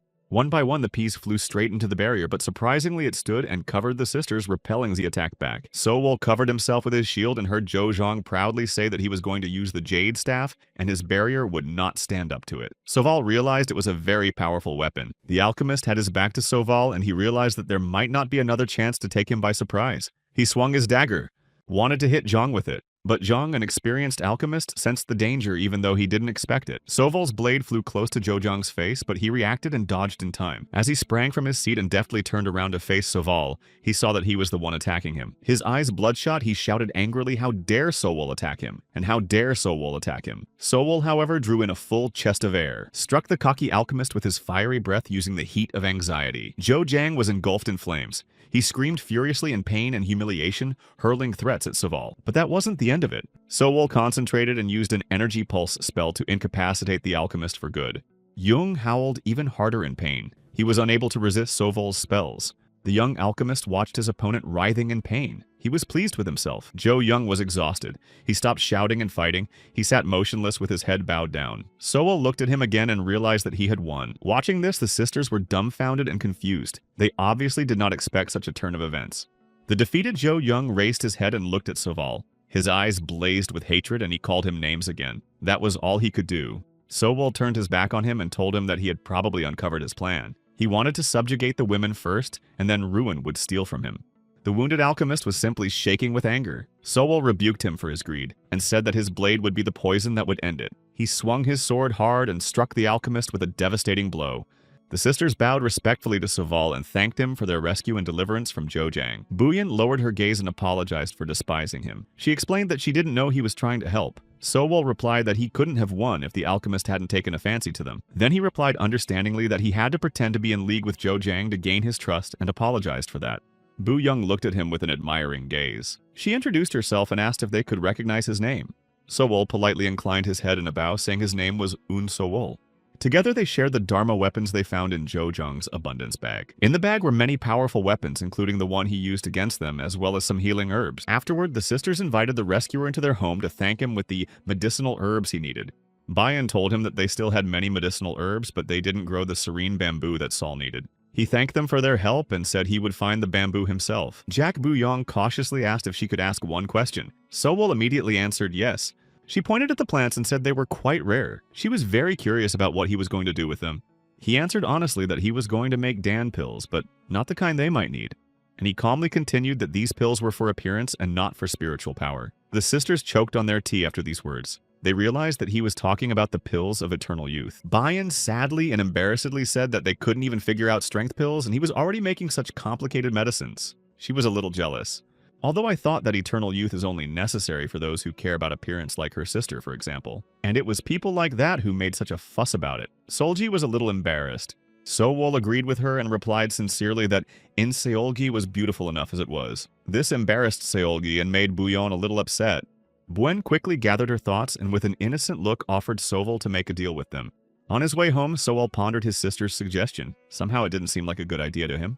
The sisters told him they knew where the Serenity Bamboo was and could help him get it. In return, he would give them the Pill of Eternal Youth. As he flew through the demon forest, Sowol thought about the deal he had made with his sisters. He learned that the area where the bamboo grows is guarded by a large shell spider. Back in the village, Sowol's first order of business was to tell his masters about it. The second master asked anxiously if he had met him. Sowol replied that he had not yet, but that he would when he went to fetch bamboo. Sowol had no other choice. He needed the ingredients for the pill, and they grew where the spider lived. The master replied that it was not surprising that such a spiritual place was protected by a spider. It's lucky that such a rare ingredient is guarded by only one advanced level demon, not a bunch of higher level demons or the devil himself. The second master continued. He told us to be wary of the spider's web, but he would teach Sowol how to dissolve it. But he told him to be wary. Sowol thanked him and left. Sowol felt guilty after leaving Master's house for keeping his acquaintance with his sisters a secret. He wondered if he should tell Jonggong and ask for advice. In the evening at the campfire, looking at the jade boar cub sleeping serenely, he told Fourth Master that he was worried, and Sowol cautiously began to tell me that he had met 3 people outside, but one had been killed. Jonggong was surprised. He looked at Sowol carefully and then asked him if he did it. Sowol sadly lowered his gaze and replied that that man was bad and he had to. Jonggong calmed down and began to eat. He calmly said that Sowol had done the right thing because bad people deserve to die, and asked Sowol if that man could have hurt him. Realizing from the look in his eyes that he had, he told him not to back down when faced with such a situation. Sowol nodded. And then he told me about the women he'd met, how he helped them, and how they thanked him with herbs, and how the sisters offered to help him with the cane, and in return asked him for the Pill of Eternal Youth. And Saul agreed to the deal. With their conversation, they woke up the baby boar, which sleepily opened one eye and made a pitiful sound. Jonghan got full and started yawning. He said he hadn't heard of any of them, and Sowol shared his worries about whether he should trust them. After all, they're going to hunt the spider. Jonggong looked at Sowol with an amused look. He noticed that he was too quick to trust them, even though he had been warned not to trust women. Sowol was embarrassed. Jonggong advised him not to risk his life for them. He asked what he would do if they suddenly betrayed him in battle. He replied that they didn't seem like bad people. The Fourth Master looked him in the eye and calmly said that maybe they were really good people, and he hoped so too. Sowol realized that there would be some, but Jonggong continued. He quietly said that greed could also drive good people to the side of evil, and alchemists even more so, and asked him to be careful. Sowol and her sisters had already reached the bamboo. They looked around warily. The young alchemist told the sisters that he would keep watch over the area and gave them a special remedy to apply to their weapons. He told them that it was a special ointment that would prevent the spider's patina from adhering to their weapons. The sisters marveled at the seriousness of his preparation. Sowol said confidently that he would set a magic trap near the bamboo, and they should distract the enemy in case of trouble. They nodded. Buen wondered if he would be able to set a trap against an advanced level demon so quickly. Sowol reassured her that he could, and that it would be effective. Sowol stepped forward confidently. Buen watched him admiringly, continuing to marvel at his skills. Thus, thinking of their own, they continued for some time on their way to their intended goal. Then he turned to them and said that it was very easy for a spider to disguise itself here, and advised them to be ready. Then Sowol turned around again, and his attention was caught by something sparkling. He looked closer and saw the serene bamboo that sparkled enticingly in the distance. Solji said that the shell spider protects this plant and should be nearby. And Buen remembered that the last time they'd seen it, it had been at this very spot. Sowol was wary and remembered the Fourth Master's words that if things went too smoothly, there was trouble. He looked around carefully. There was no spider visible to his left or right, but Sowol felt that it was close by. Suddenly, he noticed something falling on top of them. It was a spider. Sowol quickly oriented himself and warned his sisters. The spider launched a lightning-fast attack. It released its toxic web right at them. The sisters took up the fight and boldly swung their weapons, swatting away the cobwebs. Buen shouted to Sowol to start making a magic trap and they would hold off the spider. Sowol wished them luck and hurried off to begin making the magic trap, leaving the sisters behind. Buyang was worried about her sister. She asked her to pay attention. She nodded. The spider hesitated for a bit and then started attacking them using its energy abilities. Buen skillfully fended off each of the spider's attacks using spell after spell. Suddenly, Buen shouted sharply to her sister that it was time for her to use her abilities and help her. Solji gracefully swung her fan and used her secret spell. A dozen energy butterflies flew out of the fan. They all flew straight towards the spider, clearly causing him surprise and confusion. They had completely enveloped the spider and it clearly didn't understand what was happening or how to react. Making sure the butterflies had reached their target, Solji put her hand forward and cast a spell. There was a powerful and destructive explosion. The girls watched it and hoped that the spider was finished. For the few seconds that the spell lasted, the result was unclear. The spider was engulfed in pink flames and made no sound. Solji stood with her arm out in front of her. She asked her sister if she thought he'd block the attack or not. She said thoughtfully that she would have to wait to find out. The glow dissipated and out of it appeared the head of a spider that was coughing unhappily. He moved slowly at first and then quickly attacked them. It was clear that he had repelled the spell. Solji swung her hand again and cast the spell, putting as much energy into it as she could. The energy spell hit the spider right between the eyes, which didn't make it happy, but it didn't do much damage either. Solji continued to attack with more and more spells. The Phoenix Flash spell struck the spider in the head again, painfully. Immediately after that, Solji directed another energy stream at the spider to deliver a double strike. It threw the spider back a few meters. After recovering from the blow, the spider made a terrible sound, signaling that he was furious and the sisters would not be spared. The sisters were at a loss. They used their strongest spells and they didn't give it a scratch. They realized how powerful the demon was. Pure energy came out of the spider's mouth and gathered into a glowing ball of energy. This did not bode well for the sisters. Suddenly, the ball turned into a murderous energy stream and flew straight at the sisters. It was a miracle they were able to dodge. A powerful energy stream flew right next to them, showering them with cold energy. They realized that it contained a huge amount of frost ki. Suddenly, something flew over their heads. When they looked closely, they realized that it was Sowol with sword and shield, flying to attack the spider. Turning around, he shouted that he had set the trap, praised them for their work, and was now ready to deal with the spider himself. He applied Sunbow Accelerated, made a nimble jump, and swung his sword. Deftly landing on the spider, he stabbed it with all his might with his sword, straight into its back. Then he lightning quickly jumped to the ground and landed right in front of the spider. The spider had already recovered and was preparing to use Frost Chi. He concentrated Chi into a huge ball of energy and was ready to direct the flow of Chi directly at Sowol. Sowol noticed it. He reacted in time and then passed within a few centimeters of him without hitting him. Sowol reapplied Sunbow and took a sharp leap backward. He realized that his sword hadn't left a scratch on the demon. He was also surprised by its power. Then Sowol decided to use another spell. He concentrated, swung his sword again, and directed a stream of energy directly at the spider. They were his secret needles. He watched them fly to hit their target, but they passed through the spider and did not do it much harm. The spider remained standing still. The spider slowly paddled back closer and closer, approaching the serene bamboo. Sowol hypothesized that the spider would protect the bamboo and suggested using it as bait to lure the spider into a trap. The sisters attacked the spider several times in concert to force it to retreat back to the bamboo. The spider took a couple of steps backward and fell right into the flag trap Sowol had prepared. The alchemist waited impatiently until the spider was completely inside the circle of flags. As soon as that happened, Sowol concentrated his chi energy and quickly cast a spell to activate the trap. The portal activated, trapping the spider in an energy prison from which it was unable to escape. The demon kicked and kicked against the wall of the trap trying to get out, but all his attempts were in vain. Byoyun watched this and thought that she was wrong to doubt Unsowol. He was really able to prepare such a powerful trap so quickly. That same person ordered the attack. The young alchemist concentrated and each of them used their crown attack. 3 powerful energy streams struck the sharpened spider at once, and it wasn't even going to dodge. And after a few seconds, it became clear why. That powerful blow from the trio of alchemists hadn't given him a scratch or moved him. His skin was too tough. A thought occurred to Saul. He decided to be the bait and strike the spider himself. Sowol resolutely scattered, prepared his sword, and full of determination carried straight at the enemy. The spider looked at him with a hateful, expectant look and prepared for a counterattack himself. As soon as Sowol got close enough, the spider used the full power of its frost energy directly at him. The spider used the full force of its frost energy to attack him. The energy was indeed powerful. This was something that Saul had never encountered before. He could barely keep his defenses up. And then he saw the spider's fangs. Streams of green, viscous slime poured down them, and it was frightening. The spider growled furiously and was angry, but being behind the walls of the trap, it could not harm Saul. And then Sowol did something no one expected. He penetrated the walls of the trap right into the spider. The sisters watched dumbfounded, realizing that Sovol was going almost suicidal. A second after Sovol passed the limit of the trap, he found himself right in the spider's jaws. The spider was desperate to kill him, and was furiously moving its jaw and pouring green slurry over him. Sovol realized it was time. He stabbed the spider as hard as he could with his sword right in its mouth. He was almost certain it would be a fatal blow. The spider made a hoarse sound and immediately loosened its grip. His legs gave out and he sank slowly to the ground. Sovol stood watching and admiring another of his victories. The worried sisters were already rushing to him. They saw that he was wounded. Sweat was streaming down his face. He turned around and looked at them, smiled, and said it was okay. And immediately afterward, I felt the ground go from under my feet and consciousness fly away. Buen and Solji were scared out of their wits and rushed to his aid.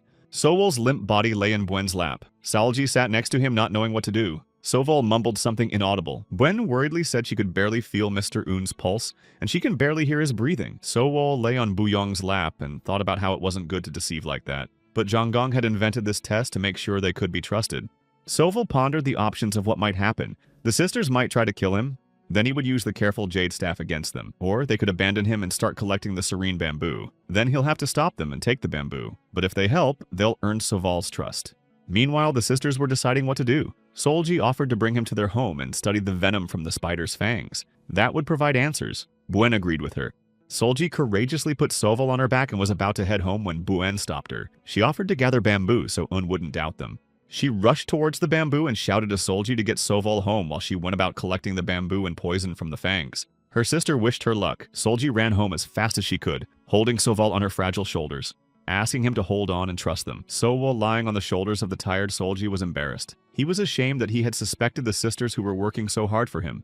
An exhausted Solji carried Sovol to the house and went inside with great relief. She stood with her back to the door and was busy with her thoughts when Buen burst in and shouted loudly that she was back. Solji jumped in surprise.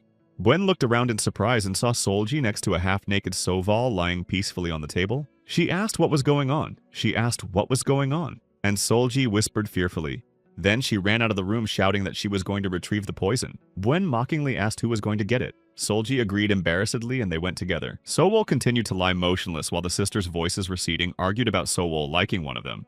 As soon as the voices died down, he opened his eyes and said aloud that he was sure the sisters trusted him and were sincerely trying to help him. He was ashamed that he had doubted them. He rose leisurely from the table and lowered his feet to the cold floor. He decided to stop his play.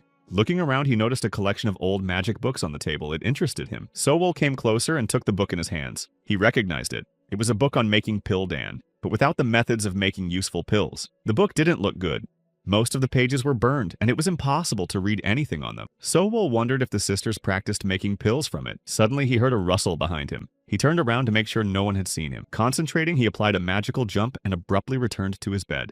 As he took his seat, he realized it was Solji who had returned. For a minute or so, she just stared at him in silence, not saying a word. Then she lowered her gaze sadly and quietly said words that made Sovol confused. Solji suddenly said he could open his eyes and stop pretending. Sweat ran down Sovol's face. Solji pulled the sheet off him decisively and said confidently that they knew he was awake. Sovol opened his eyes quickly, jumped up, and asked in surprise how they had guessed that. Solji looked at him a little resentfully and replied calmly that she had noticed that the blanket wasn't lying the way she had put it down. So he was no longer paralyzed.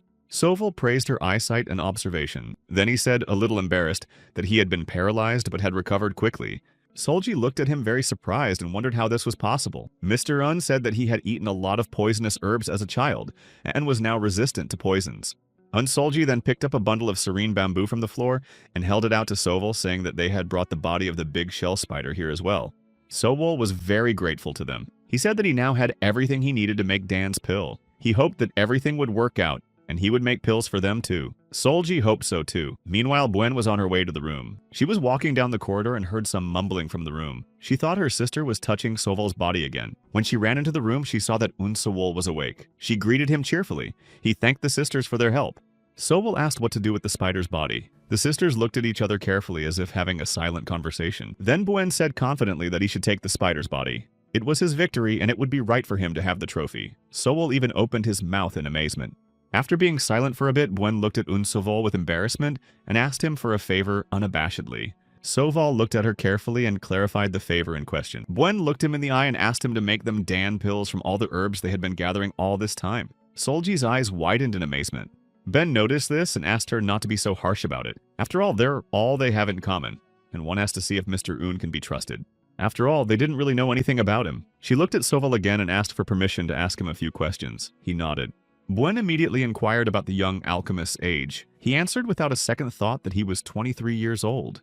Buen and Solji's eyes widened in amazement, and their mouths dropped open. They didn't believe that it was possible to reach the 4th stage of heavenly birth at such an age. Sowol got a little embarrassed and asked plaintively what was so surprising to them about it. The sisters lowered their eyes respectfully. They couldn't believe it because it had taken them 100 years to do it themselves. After recovering, Buen continued her questioning. She clarified that she understood that he was born in the demon forest. Sowol nodded. Then Buen asked who had looked after him and taught him skills. Solji intervened in the conversation. She said that the sister was being rude and asking questions that had nothing to do with making pills. Sol remembered his masters. He knew he should not reveal their identities. So he said sadly that his master had died, adding that the master was retired and had not revealed his past to Soval. A little grudgingly, he asked if they would be satisfied with that answer. Solji apologized sincerely for her sister, for she had not meant to offend him. She gently asked them to understand. They were in a difficult situation and could not help but ask for help. Ben covered her eyes guiltily and took a deep breath. She explained that their fate depended on it, and it made her forget that everyone in the demon forest had their own problems. Then she walked over to the table with the books that Sowol had been looking at earlier. She laid her hand gently on them and lowered her head. Then, in silence, she began their story. They were born in the country of Yongnam. It was the country of the combined forces of Un and Yak. Their people were engaged in cultivating medicinal plants and extracting dung from them. But one day, their country was attacked by the Dark Demon Mountain faction and destroyed their country in one day. Only a few people managed to escape the burning city and carry these books with them. They were Zen masters, so they were able to escape imminent doom and take refuge in the demon forest. She took the tattered book in her hand and looked at it sadly, noting that now it was all they had left of their homeland. Soval sympathized with them wholeheartedly. He lowered his gaze sorrowfully and said that he now realized how important it was for them to preserve the legacy of the Dan Masters. The sad sisters looked at him intently. Buen said understandingly that they were willing to give him 30% of the resulting pills for his help, and waited for his answer. Soval raised his head and looked them in the eye. He said he would help them, but first he needed to see what they had. The sisters obediently took Soval to their vault. He was shocked at its size and the amount of herbs that were in there. He had imagined it large, but not this big. When Sowol returned home, the first thing he did was to tell the 4th master about all his adventures. He was very surprised that no one had betrayed him. Sowol laughed and replied that he had not expected it, and that he had even tested them. But the sisters did not steal anything, but saved him. Changgang squinted one eye and asked with a smirk if Sowol had defeated the big shell spider. Sowol nodded and added that he had also obtained all the ingredients for Dan's eternal youth pill. And then he whispered in the master's ear that the sisters had shown him their herb vault, and the herbs were vast, and they'd let him use them if Sowol would give them a few pills to try.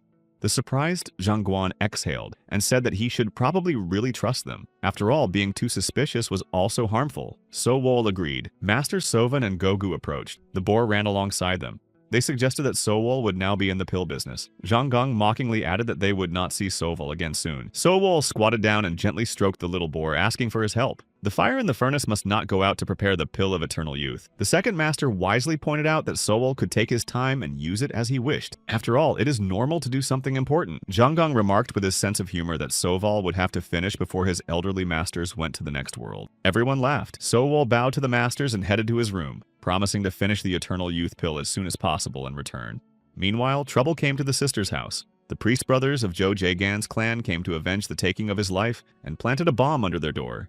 There was a very loud explosion. The explosion was loud but not powerful enough to damage the thick steel door to the sisters' house. The priests stood nearby and watched the damage their bomb would do. Noticing that the bomb had failed, one of the brothers offered to plant another. The door was stronger than it looked. They realized they would have to try harder to open it, but they had more than one bomb in reserve. They decided to use them all. They didn't want to live just the two of them for the rest of their lives. The brothers were going to live their entire lives in the demon forest and wanted the sisters to serve them. And the bombs were designed to do just that. One of them, named Li, took another bomb, set it on fire, and quickly carried it to the door. Then he turned around and walked back just as quickly, saying that he was done.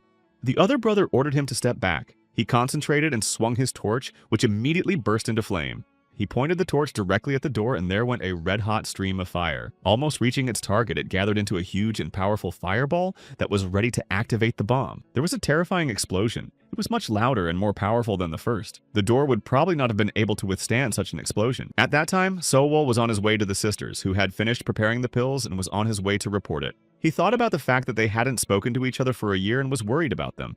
He took a deep breath and remembered that the masters had refused to take the pill of eternal youth. They had persisted in telling him that they didn't need it. Sowol was completely immersed in his thoughts that the fact that the masters' lives were ending was rather untrue as he suddenly heard a violent explosion. He jumped up on the spot with surprise and started looking around to see what that sound was. To his right, he saw smoke rising above the treetops and realized that the explosion had come from there. He determinedly headed that way, realizing that the explosion had gone off near where the sisters lived. He decided to look around first and climbed up on a tree branch. Sowol doubted it was a coincidence and knew something was wrong. And suddenly a frightening picture appeared before his eyes which made him come to a horror. He saw that the whole house of the sisters was in flames. He watched in silence, unable to understand what had happened.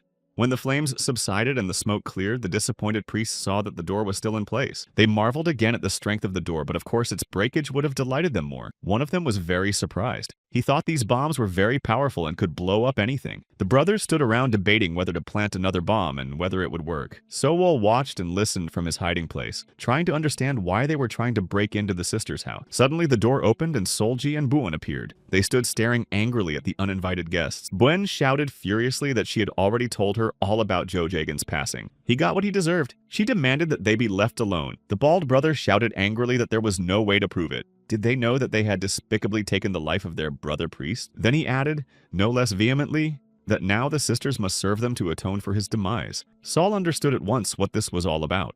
Looking at his brothers, Sowol realized that they had probably already passed the heavenly birth, and he didn't understand what he should do now. He had been taught not to help others by risking his life, but he couldn't just sit there. He promised to give the girls the pill of eternal youth. He had to figure out a way to join them. Baldy summoned a huge sword. He stood on it like a snowboard, and shouted furiously that it was all bullshit.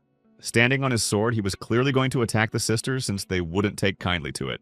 The sword flew up. Baldy stood confidently on it. He swung his torch, and from it came another torrent of fire. He threateningly told the sisters to start praying. The sisters stood in a daze and waited for what would happen next, realizing that they were unable to fight an alchemist of this level. The stream of fire was almost touching their faces. They readied their weapons to repel the attack. A fierce Baldy flew out of the stream, and lightning fast flew between them without doing any harm. As he flew past the sisters and behind them, he quickly turned around. Buen realized his plan and warned Solji. She realized that he was now surrounded. Heading straight for the sisters, Baldy said angrily that he knew they didn't have the Dharma movement tool, so they couldn't escape. He didn't understand how they had defeated the priest. Brother Lee on the other side said that the only thing they could do was dirty tricks. The brothers suggested that they should just surrender because there was no way to escape. Lee suggested using a swift whip. After all, it would quickly convince them to get down. It was at this point that Sowol could not stand it and attacked from behind. Right at Sunbow's jump, he used the secret needle spell even though he realized that such an experienced alchemist could not be defeated by it. Priest Lee immediately noticed the secret needles and only grinned looking at them. But suddenly the needles began to explode, causing him unbearable pain and blinding him. He realized that the spell was done by Joe Jagan's Jade Staff. Brother Lee was furious. He swung his whip and shouted frantically, asking who Sowol was. He kept waving the whip, and Sowol was not afraid of it and attacked him. Suddenly, the whip looped around Sowol's wrist in a triple loop. He seemed to be caught in a trap. Sowol landed on his feet and tried to cut the whip with his sword to free himself. Lee rejoiced at his opponent's stupidity. He lavished him with curses and mockingly said that this sword could not cut his whip. So he decided to teach the arrogant one a lesson. He swung the whip with all his might, and Sowol flew on it like a puppet. Then, Priest Lee pulled the whip towards himself, deciding to finish Sowol off with his spikes. Sowol ran right into Lee's spikes. He screamed in pain and seemed to be defeated, but something went wrong. The priest sensed something was wrong, and Sowol's style was different from the others. He pulled away from Sowol and looked at him. He thanked his opponent for shortening the distance, puffed up his cheeks, and prepared to attack again. Priest Lee was shocked. Sowol used the heat of anxiety, and the priest was bombarded by flames shooting out of Sowol's mouth. Lee didn't realize what was even happening. His body was completely engulfed in flames. He screamed in pain. Sowol was already preparing to strike a second blow and use the energy pulse. Many blades flew at Lee, and all of them hit the target. He screamed and wriggled in pain, but there was nothing he could do. Sowol drew his sword. He gathered all his strength and went to attack. He resolutely swung his sword and dealt a decisive blow to Priest Lee. The sword went straight across the priest's body. Saul stood back and realized that the attack had succeeded. The enemy was defeated. Baldy screamed in pain and rage. He couldn't believe what had happened. Sowol ran up to the sisters and stood in front of them, right in front of Baldy. The girls were very happy to see him, and Sowol was happy he wasn't late. Baldy was shaking with rage. Un looked at the sword that had just helped him deal with the experienced alchemist. It was a new sword that he had made from the shell of a shell spider. He also had a bomb. The young alchemists prepared to attack together. They realized that together they were able to defeat one alchemist even though they were so experienced. Baldy's eyes were full of rage. Now it was clear to him who had ruined Joe Jogan. and he was ready to make Sowol suffer. The bald man's eyes burned with the bright fire of anger. He shouted frantically that today he would avenge his brothers and put their souls to rest. A loud explosion was heard and flames burst out of the front door of Solji and Buen's house. The explosion threw the three alchemists back a few meters. They looked at each other and made sure they were all right. Baldy walked slowly and confidently down the corridor. He was more calm, and he offered the sisters a deal. They would deal with Sowol and he would take their lives quickly and without agony. But the others, along with Sowol, went on the attack. They weren't going to go along with Baldy. Baldy concentrated and built a powerful barrier in front of him. He arrogantly and confidently said that their attacks would not penetrate the barrier, and once again blamed them for the death of his brothers. Standing behind the barrier, he showered them with invectives and accused them of using vile tricks. The bald man kept shouting that he wouldn't let them touch him. Saul looked at him and realized that they couldn't break through that barrier. And then an idea popped into his head. He decided to use the bomb he'd brought with him. He threw the bomb straight at Baldy, expecting it to hit his barrier. Baldy was surprised and confused. He realized that a firebomb was coming right at him, and if he blocks it with his fire barrier, it will make it explode and ruin him. He removed his barrier, not wanting to die in the explosion. Meanwhile, the bomb had already arrived. It flew straight at Baldy's head, unobstructed. But he dodged it, and it flew past him, straight through the open door of the house. The bald man said mockingly that Saul was so talentless that even such a powerful weapon was nothing in his hands. Sowol, however, swung his sword and smiled deviously, looking at the priest. A pulse of some kind flew by the priest. He suspected something was wrong.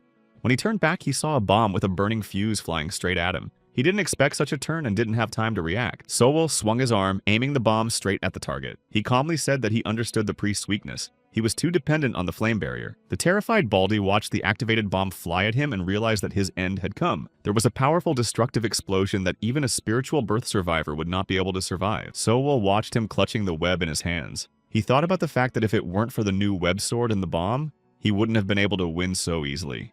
Then he turned back around and looked at the sisters in a friendly way and asked if they were okay. The sisters were stunned and looked at him with admiration. Sowol had already saved their lives twice. Solji threw herself into Soval's arms. She thanked him, gasping with emotion. Buen, on the other hand, calmly asked how they could thank him. Then Solji looked at him and told him that they were very worried. They hadn't heard from him for a year and had thought he was dead. Sowol said he was glad he wasn't, and that he had been able to help, then smiled and added that actually he had come to keep his promise. The sisters opened their mouths. They didn't understand what promise he was talking about. He couldn't have finished making the pills already. Together they went to the vault where Sowol shared his successes. He had succeeded with Dan's extract. Took out 2 boxes and placed them on the table in front of him. He said that they were the pills of eternal youth that he had promised them. Ben opened one of the boxes and she and Solji stared mesmerized at the glittering pill. They couldn't believe it was real. Sowol said he appreciated their help. He added that he had also made an incomplete Dan seal that would help them develop their spiritual powers. The girls thanked him enthusiastically. Then he scrutinized the vault and said that he would like to try to extract Dan from the medicinal herbs stored here, and he wanted to know if they would agree to it. Solji said confidently that he was the only one they could trust. Buen supported her because he had saved them twice already. Saul realized that the sisters didn't mind. He warned them that it would take at least 5 years to extract Dan from so many ingredients. 5 more years have passed since then. Sowol's work was interrupted by the sadness of his family. Hence, Soval's time in the world was coming to an end, and Soval said goodbye to the master at his bedside. Sovan told Soval he was proud of him. He had accomplished so much in the last 5 years. His abilities grew every day. He had improved his heavenly birth. Master was happy to see that. Sovan continued. He said he was surprised he'd lived this long, because he had cast the 1,000 demon spell and tried to tame the devil, and it had drained his spiritual energy. He tiredly asked Owl not to repeat his mistakes. The apprentice looked sadly at the master and promised that he would pay attention to it. The second master looked at him lovingly, raised his hand and stroked his cheek. He said he was happy to have Sowol by his side in his last moments. Sowol could hardly hold back his tears. The master then humbly closed his eyes and quietly said that he believed that Sowol would be able to enjoy immortality. He asked him to take care of Shadow Orchid and to remember to light the torch at night. Sowol lowered his head and, barely holding back tears, promised that he would do exactly as Master asked. Those were the last words Hyun Sowon heard. But trouble does not come alone. Sometime after the death of the second master, the third master followed him into the next world. Junggang and Sowol stood looking at the 2 graves.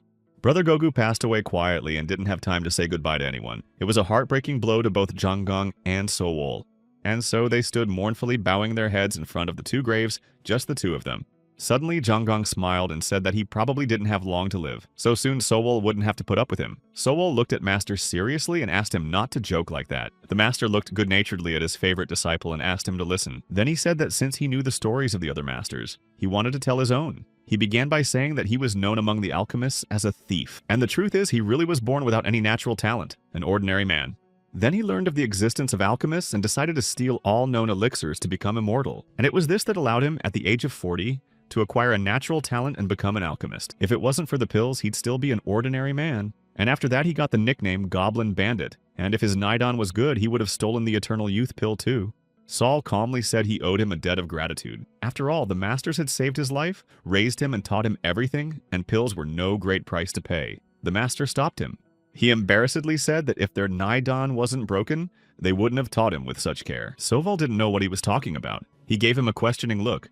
Zhanga coldly said that alchemists were people who would go to any lengths to become the master of their own destiny. But none of the Masters would teach Sowol that.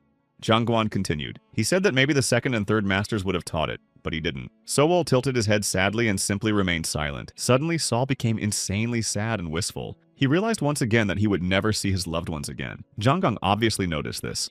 He smiled cheerfully again and patted Sowol on the top of his head and pinched his cheek. He reassured him and told him that he too had changed and was not living only for himself. Sowol cheered up a little. Then the fourth Master said good-naturedly that he was very glad that Sowol had come into their lives. After all, they had become ordinary people and had regained their vocation. He thanked Sowol for that. Then he was quiet for a while and decided to change the subject. He turned his head in the other direction and looked at Bellacour, who stood silently on the other side of him. He said he had been wondering something for a long time. Bellacour looked up at him tiredly and indifferently and asked what he was so interested in. Zhanggang pointed out that they had been living together for so long and still didn't know who he was. It was time for him to tell him about himself. He replied that they would soon be gone and there was no need to talk about it. Zhanggang said he couldn't leave without finding out. He promised it would be his last request. He must have helped him, even though he didn't know it. Bellacour looked at him blankly and said he was ready to fulfill his last wish, and gave his name as Poon Shiken.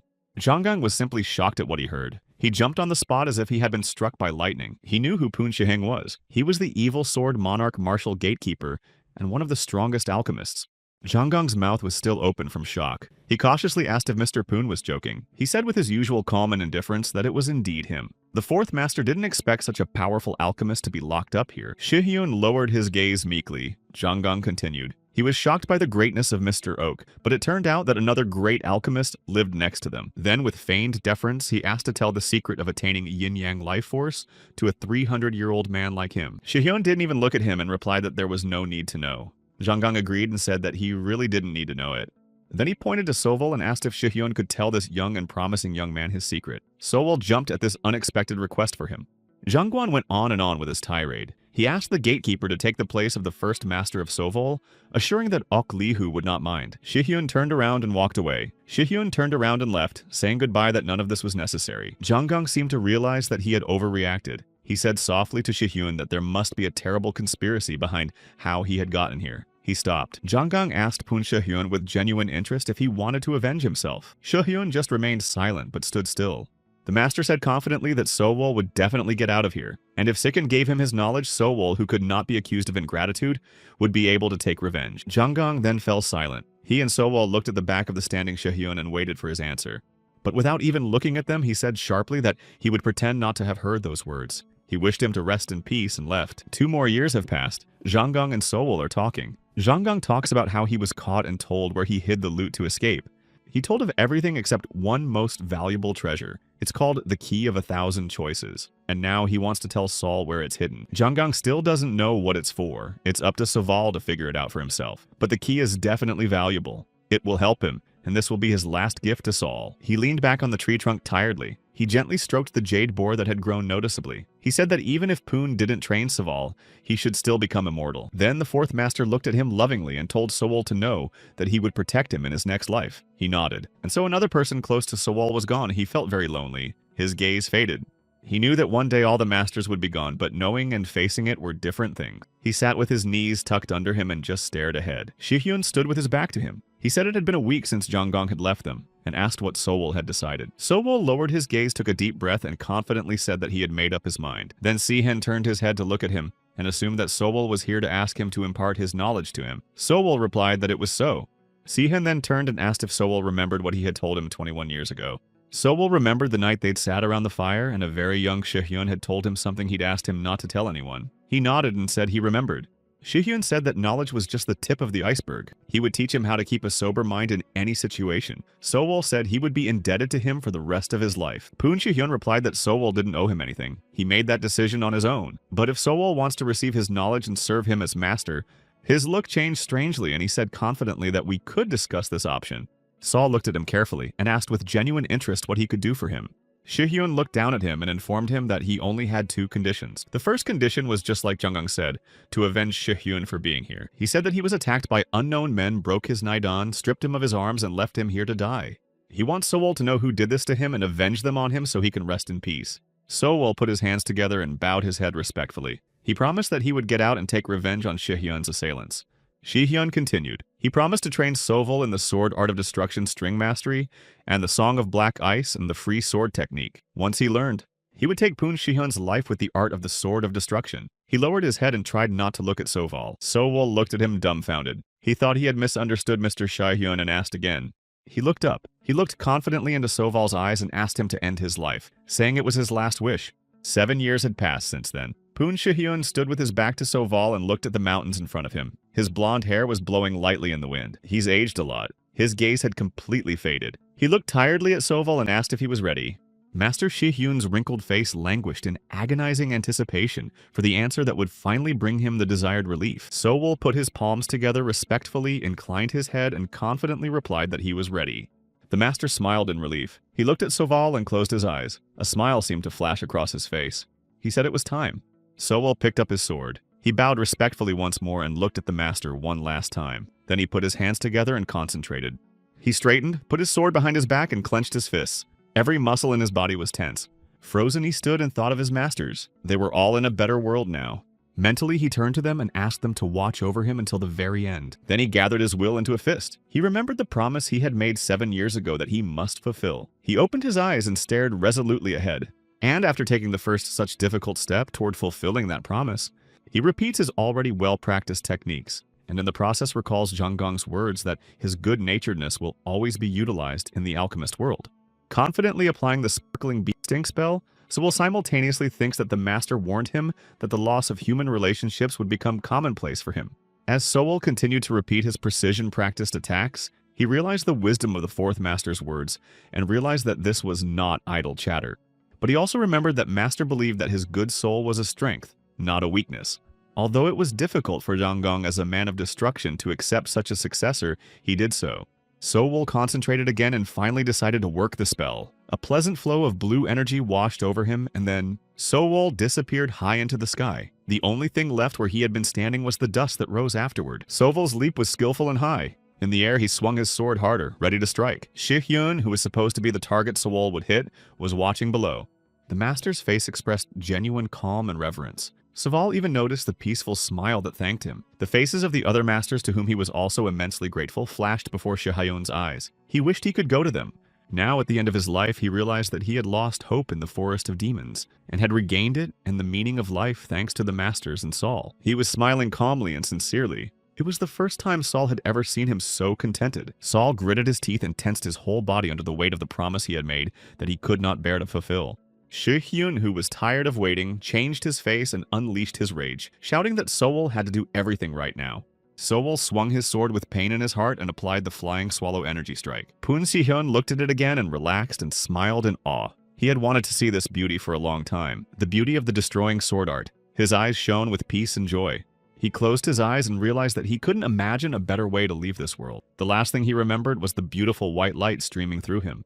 Now Sowol was all alone. He stood silently looking at the graves of his 4 masters. After a little silence, he sat down. He realized that he owed them everything, and felt a terrible emptiness inside. But in fact, he came here to say goodbye and to tell the masters that he was leaving Guimanchon for the outside world. He promised to live by the principles they had taught him. I will treat good people better than the Buddhist god of mercy, and on evil people I will point my blade like no demons.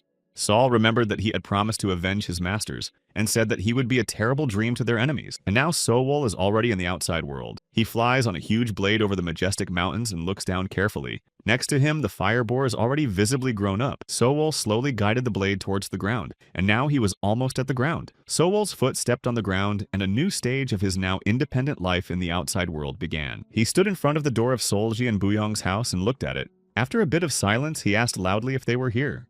The door slowly lowered, and behind it could be seen the face of Solji, who stood with her head down. Then Solji came out with her arms at her sides and said that it had been 9 years, 7 months, and 12 days since they had last met. And that's a long time. With an innocent look, Sowol said that he had a lot of things he needed to finish. Solji looked at him carefully and said that it had been so long since they had last met, and it looked like Sowol was already going somewhere else. Sowol nodded.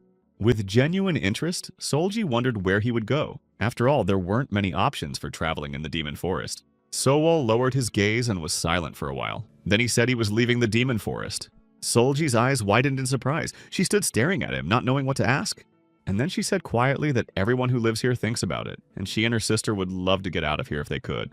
Sowol replied that he didn't know how he would do it yet either, but he had a chance to find out, and as long as he had the chance, he should take it. Solji looked into his eyes with genuine concern. Then she said she hoped his hopes and expectations were not in vain. Sowol smiled inspiringly. He replied that any dream can seem impossible until it comes true. He believed the results would speak for themselves. Solji stood with her back to him and listened silently, obviously a little nervous.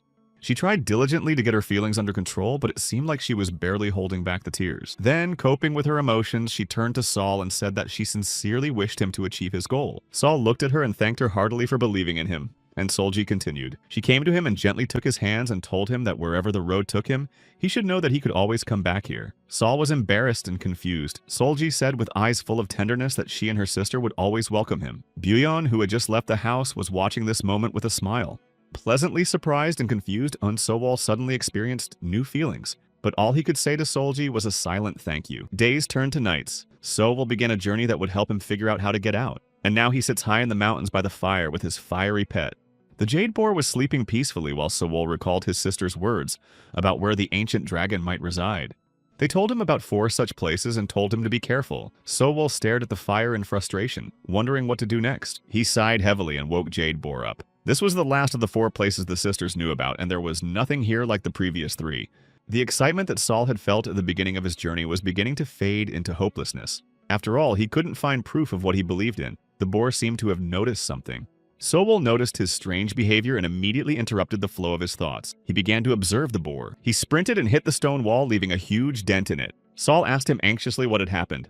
At first, Sowol thought his friend was tired of searching too, so he got angry and tried to break that stone wall. Then he looked more closely at the dent in the wall and noticed a crack in the stone. When he ran his hand over it, he felt a faint stream of air oozing out of the wall. It could only mean one thing. There was a cave inside.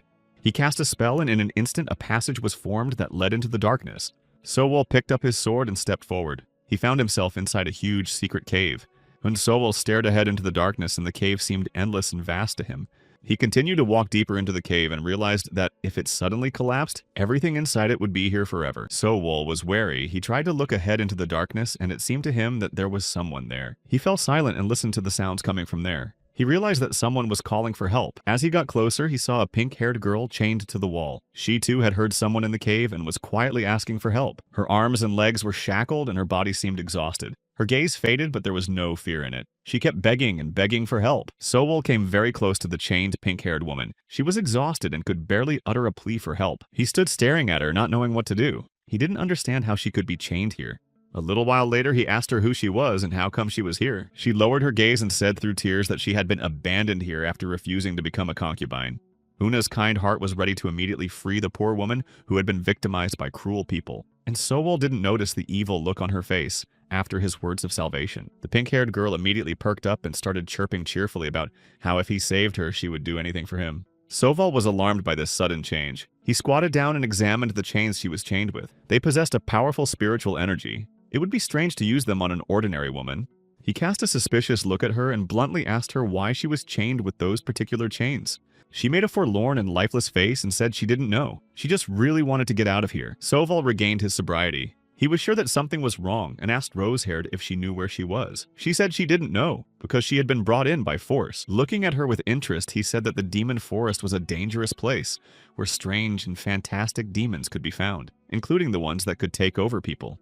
The pink-haired girl looked at him innocently and asked him what he meant. She said she was sick and asked him to release her as soon as possible. Sowol dipped his hand into his bag. He pulled out a vial of green liquid. At the same time, he asked Pink-haired if she'd heard of the shadow orchid, the scent of which all demons feared. He explained that he was holding a concentrated essence of the juice of the plant.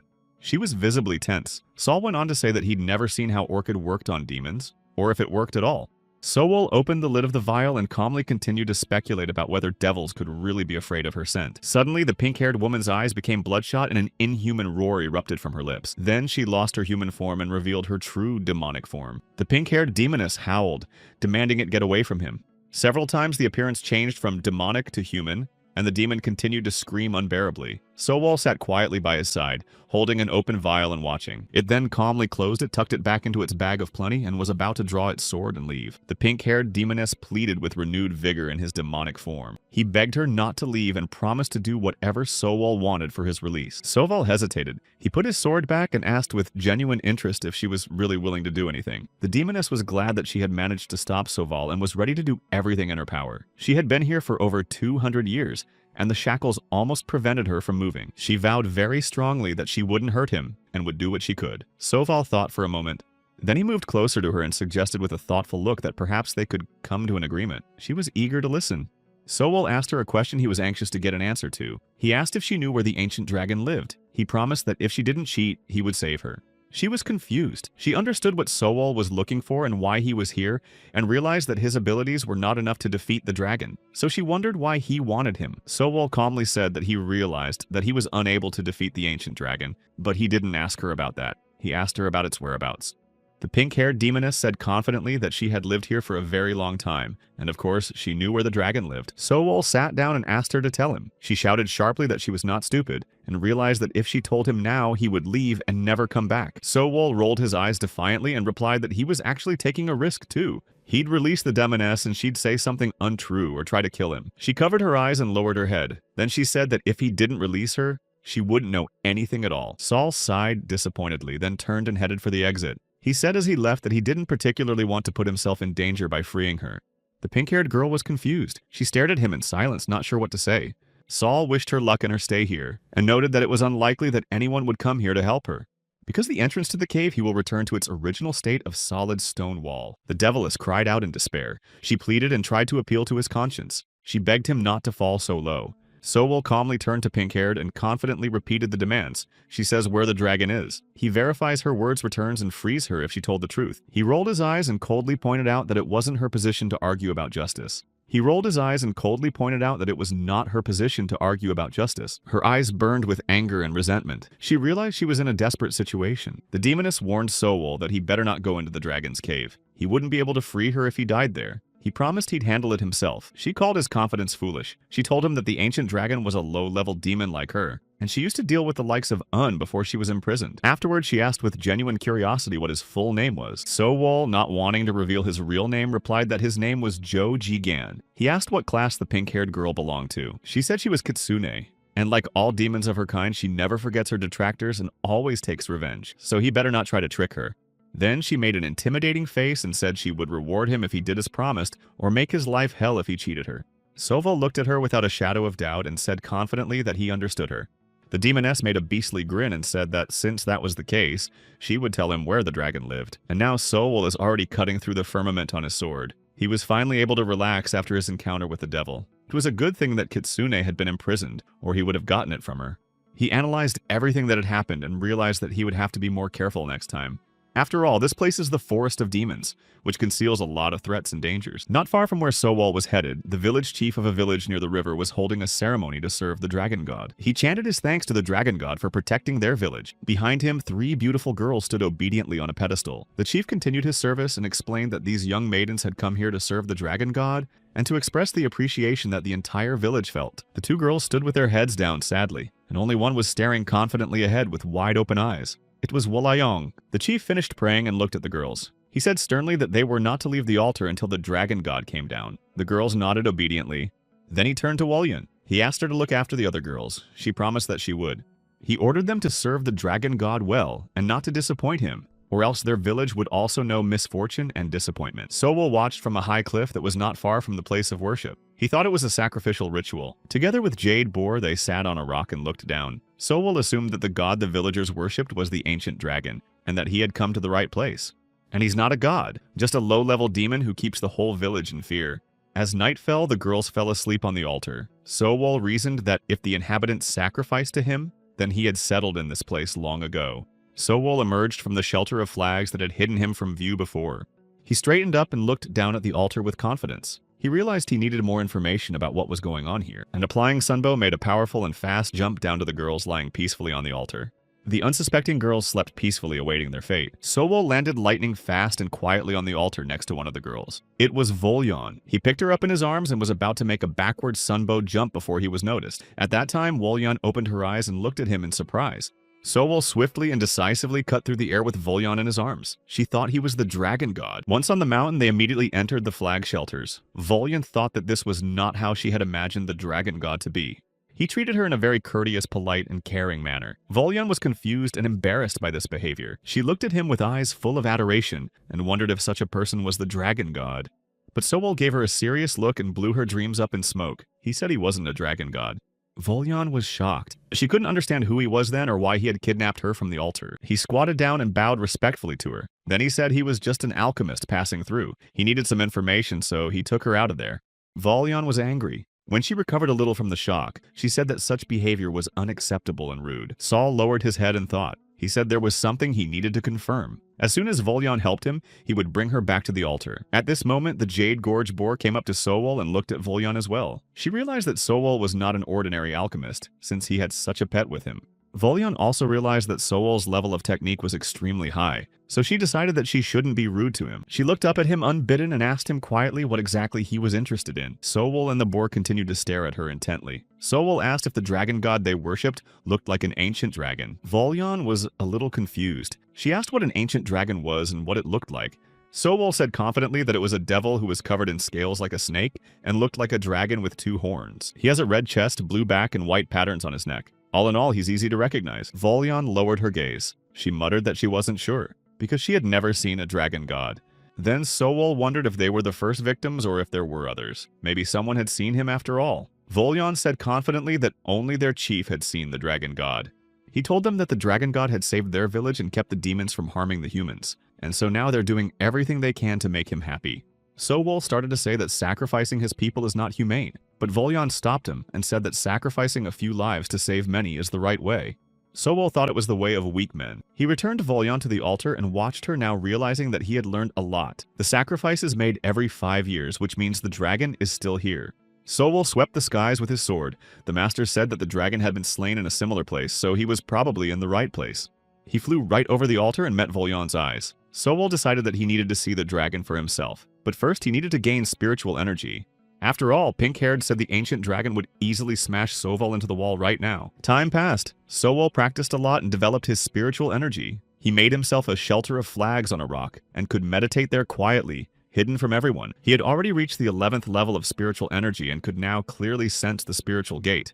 It was as if Sowol was already at the Heaven's Gate and could clearly feel that it was currently raining there. The feeling was tremendous. The master said that to pass through the spiritual gate, one would have to use not only spiritual energy but also character. He didn't understand the meaning yet. Suddenly, the sound of footsteps brought him back to the outside world. He looked up and realized that someone was coming down the aisle. Indeed, a silhouette was walking confidently along the paving stones. He was heading straight for the altar.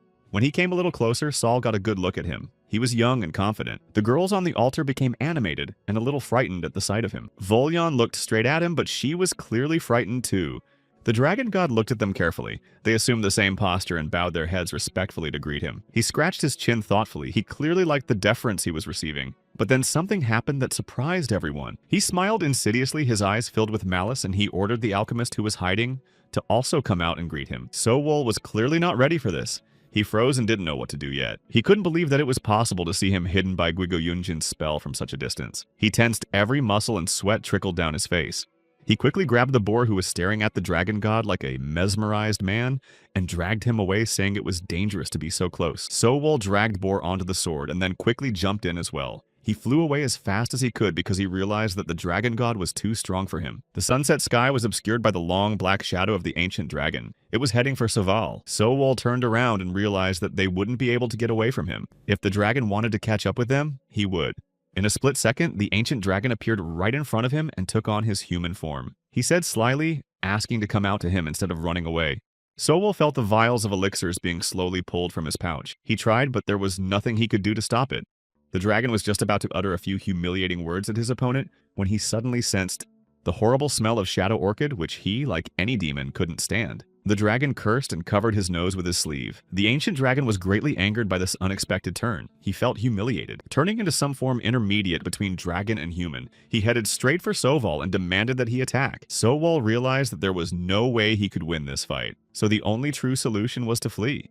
Turning around, the dragon demon quickly caught up with him. He flew close and prepared to attack. Sowol looked at the huge demon and couldn't think of a plan that would help him.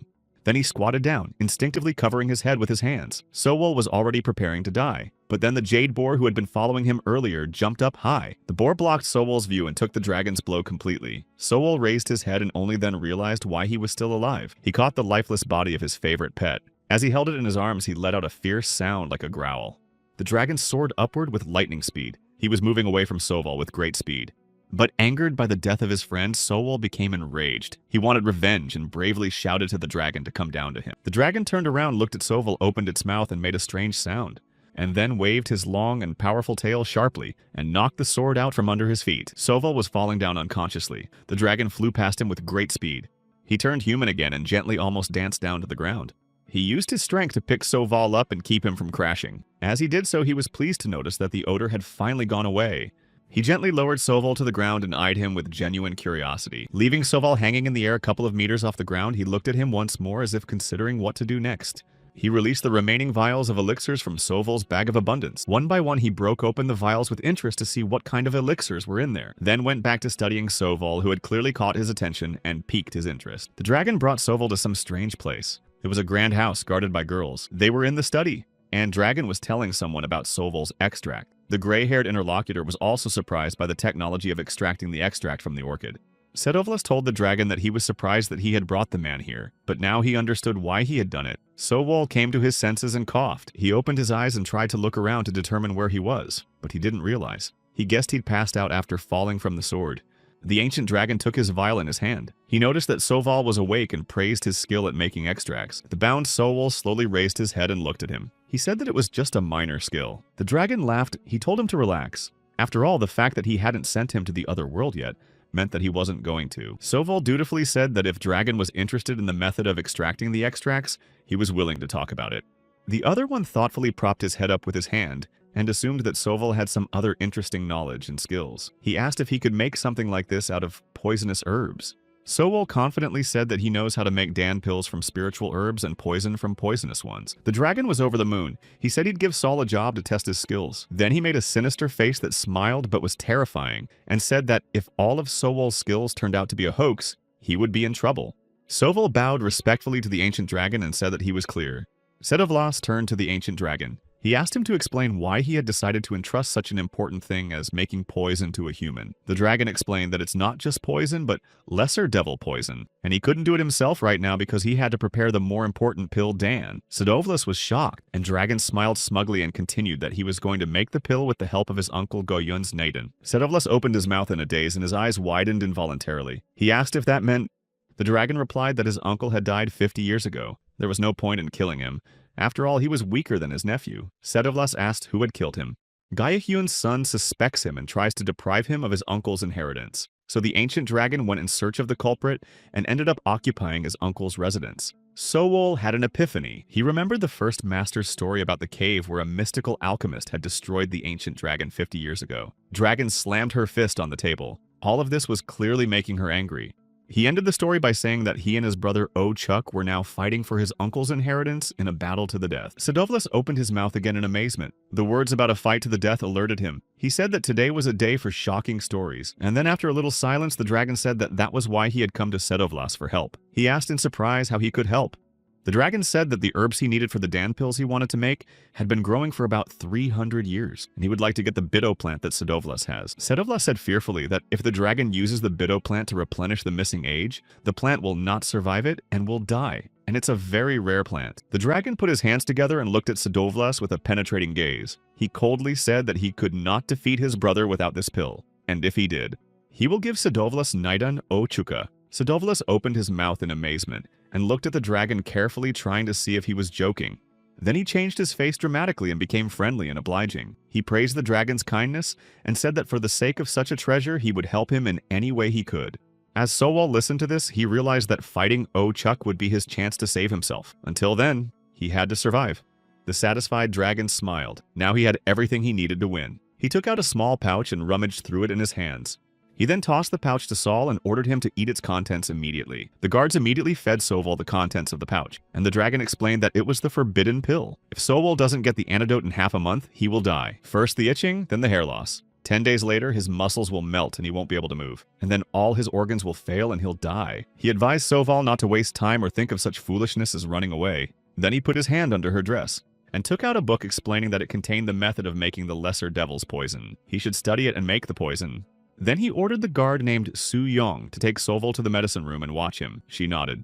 Sowol scrolled through the symptoms mentioned to see what kind of poison had been used on him. From the description, it was the insidious 5th poison. Soyeon sternly told him to get up. Sowol tried to stand up. He decided that while he was creating the lesser devil's poison, he would look for the ingredients for an antidote for himself. That would take the dragon by surprise. They walked for a few minutes and came to a huge archway leading inside the mountain into a huge cave.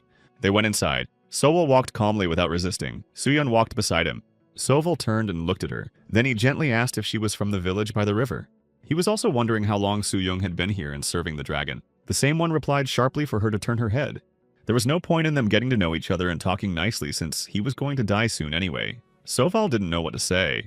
Then he lowered his gaze thoughtfully and assumed that even if he did everything the dragon asked him to do, he still wouldn't be free. Suyeon praised him for his intelligence and insight and told him that he was able to answer the question himself. Sowol turned away and said he understood. Suyeon felt a little uncomfortable with this conversation. They stood for a while and walked on in silence. They walked and walked deep into the Meshera. Suyeon stopped and announced that they were there. Sowol looked up and was stunned. A huge medicine room opened up in front of him. It was even bigger than the one he had seen at the sisters. Sol noted that it was enormous. He thought to himself that he could find herbs for the lesser devil's poison and for an antidote for himself. Suyeon went over and cut the ropes binding him. She warned him that she would watch his every move and asked him not to do anything stupid. Then she looked at him sternly and carefully and asked him if he understood her. Sowol looked at her good-naturedly and smiled back, saying he would try to take it into consideration. Day after day he spent in the medicine room. He studied the scheme for making poison and followed it exactly.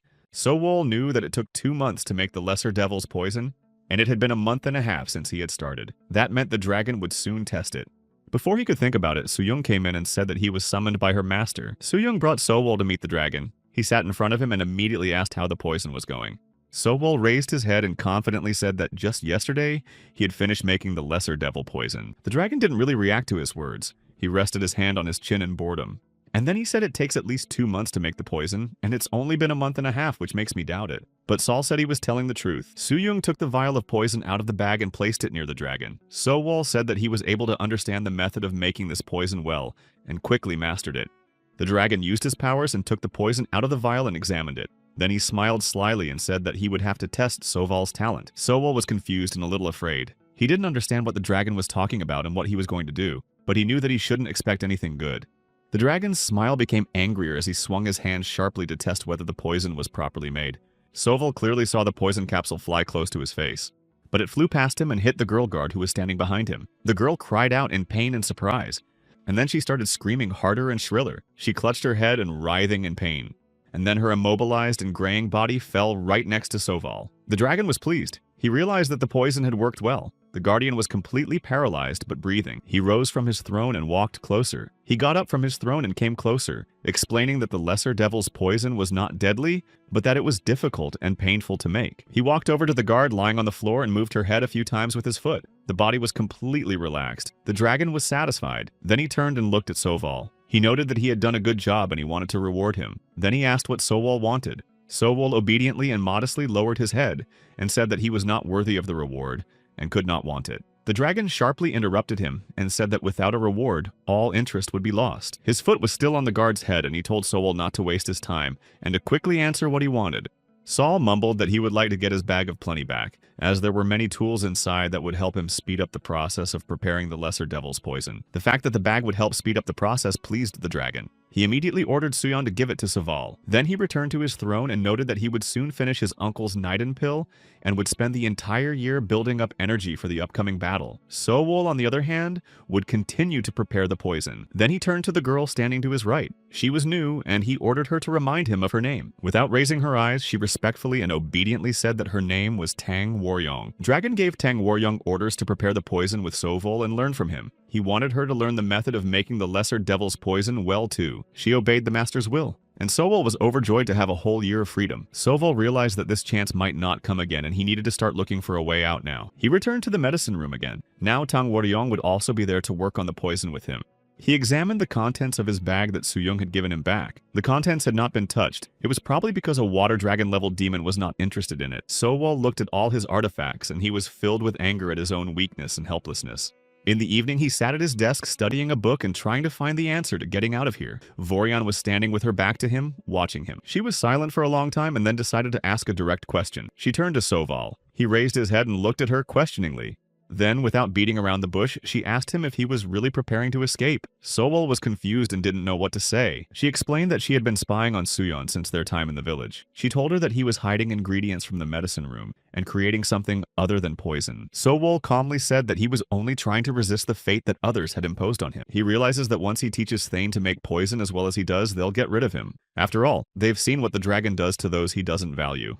The dragon spared him only to have Sowol train her. Tan said worriedly that even if Sowol got out, without the antidote he would be gone in half a month. Sowol told her that from the hidden ingredients he had made the Dan pill to break through the Heaven's Gate and reach the late stage of spiritual birth. He opened one of the many drawers and took out a small box. Then he continued. Sowol said he had made a neutralizer of the poison the dragon had poisoned him with, and showed it to me. Maiden Tan was delighted and shocked at the same time. She couldn't believe that Sowol had managed to do all this in a month and a half. In the dragon's residence, a day quickly followed another day, and then one quiet morning, which should have been no different from any other. Suyong stepped out of the door of the residence with confidence. She walked past the girl guards and the beautiful and well-groomed dragon ladies. Those bowed in a bow of honor and respect. She was heading for the entrance to the cave. She stopped and took a good, hard look at it, and then she went inside.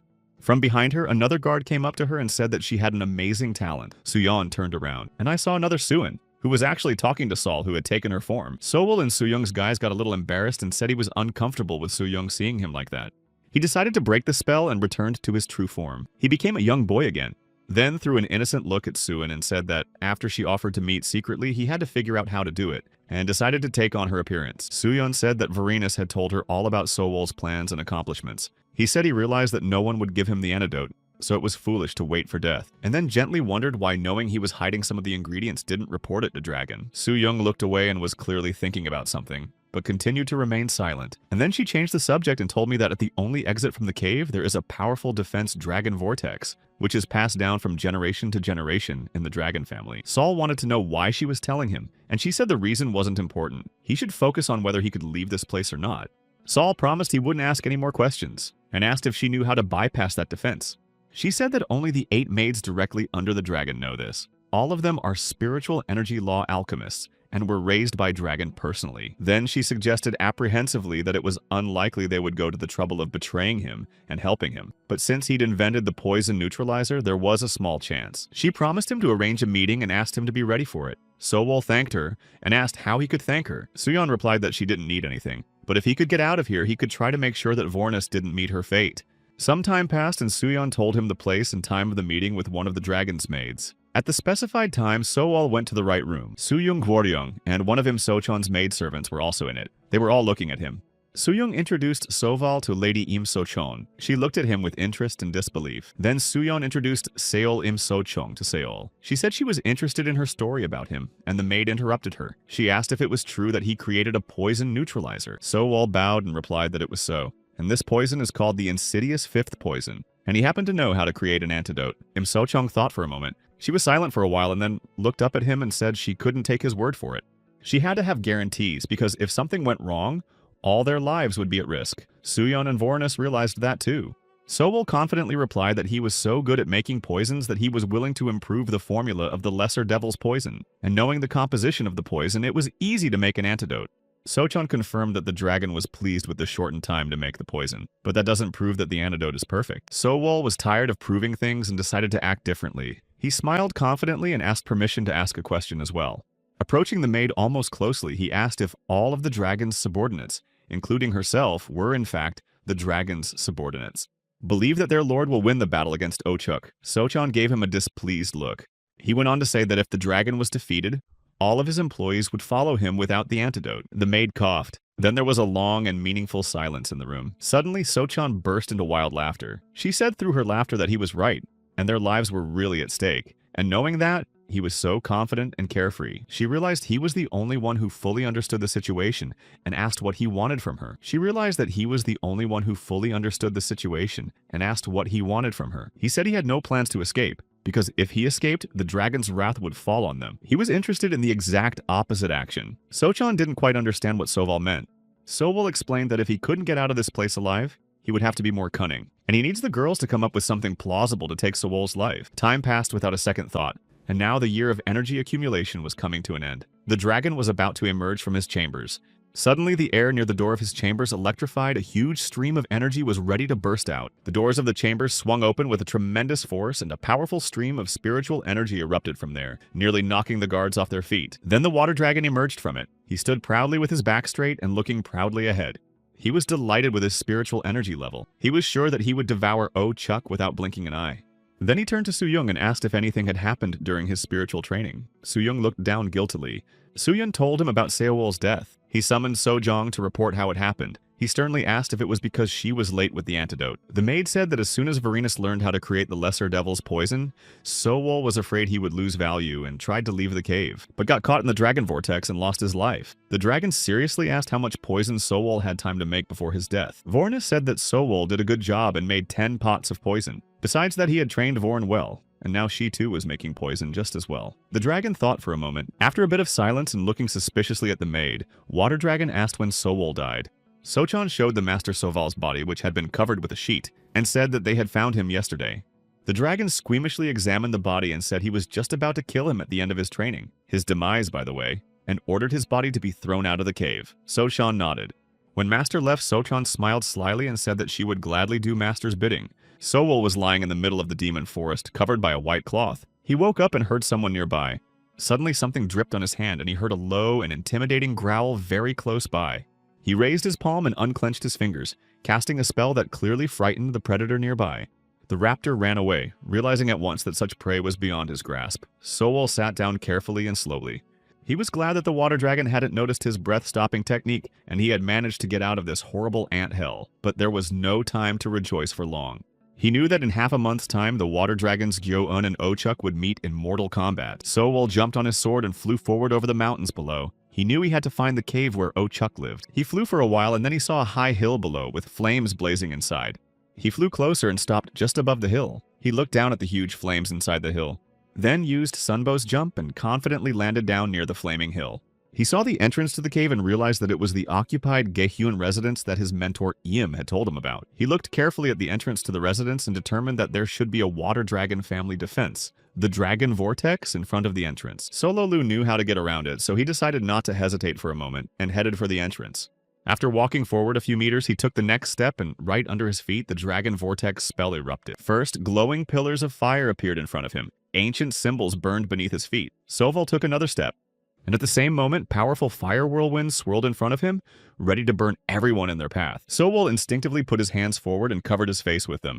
The swirls of fire burned his hands and face, and their power was astonishing. For several minutes, the young alchemist simply stood there, unable to even move forward. Several whirlwinds of fire with monstrous power blazed ahead. They really could easily draw inside themselves. It was a great effort for Sowol to resist it. The vortices were much more powerful than he had imagined. Sowol looked at the 7 vortices ahead of him and recalled Mrs. Sohwan's words that he should pass the 7 active points while they raged. So far, it didn't make sense to him. But getting past them was the only way to bypass the raging vortex and get to the residence. And then he realized the point of going through each of the 7 points. They all added up to a narrow passage that allowed him to bypass the vortexes. Saul rushed forward. As he ran past each of the whirlwinds, he didn't fully believe that he would make it to the cave alive and unharmed. Po kept running. He ran past the last whirlwind, and a few of the grand buildings of Gaehyun's residence appeared before his eyes. The exhausted Sowol fell to his knees. He needed to rest and regain his strength. Sowol turned back around. He saw the swirls of flames and fire still blazing. It was clear that it would be as difficult to get back as it had been to get here. Sowol also clearly realized that after the water dragon Gyo-un had absorbed his uncle Gaehyun's Naidan, he would win with 90% probability, and until he came here. Sol needs to do what he came to do and find the shifting circle. Sowol searched here and there. He scrutinized every millimeter of the residence. When he couldn't find anything similar, he decided that he should choose a vantage point and look around. He climbed onto the roof and looked around carefully, but he didn't see any hint of a shifting circle. Sowol was madly angry and slammed his fist against the ground with great force. He spent 2 days, looked all over the cave and didn't find what he was looking for. Sowol was beginning to suspect that the circle was not here at all. In fact, it was likely that the alchemist who had told the first master about all this might have lied to him. Sowol took the stone that lay beside him in his hand and thought desperately that he had almost died trying to get here. He didn't want to believe it was all for nothing. The young alchemist once again gave vent to his anger and threw the stone he was holding as far away as possible with all his might. The stone went straight into the lava that was nearby and disappeared there into nothingness. But what really surprised Sowol was something else. The way the stone sank into the lava. He realized something was obviously wrong. Sowol froze and just stared at the lava pulsing nearby, trying to figure out what had alarmed him. He stepped closer. The lava was hot, burning Soval's hands and face, but the sound was nothing like lava. He tied a long length of twine to his dagger and constructed a kind of fishing line that would help him understand what was going on. Wrapping some of the twine around his arm, he lowered the stick into the lava. His hand burned hot, but the dagger sank calmly into the lava, not about to melt or ignite. Sol thought the lava didn't feel like it should. It's more like a lake. Uncoiled and uncoiled the twine, trying to determine the depth, but the dagger never reached the bottom. He pulled the dagger back and found that it had not melted or heated in any way, but had just gotten wet. Soval realized that the lava was not lava, but a disguised lake. He took another look at the dagger from which the water droplets were dripping, and realized he was looking in the wrong place.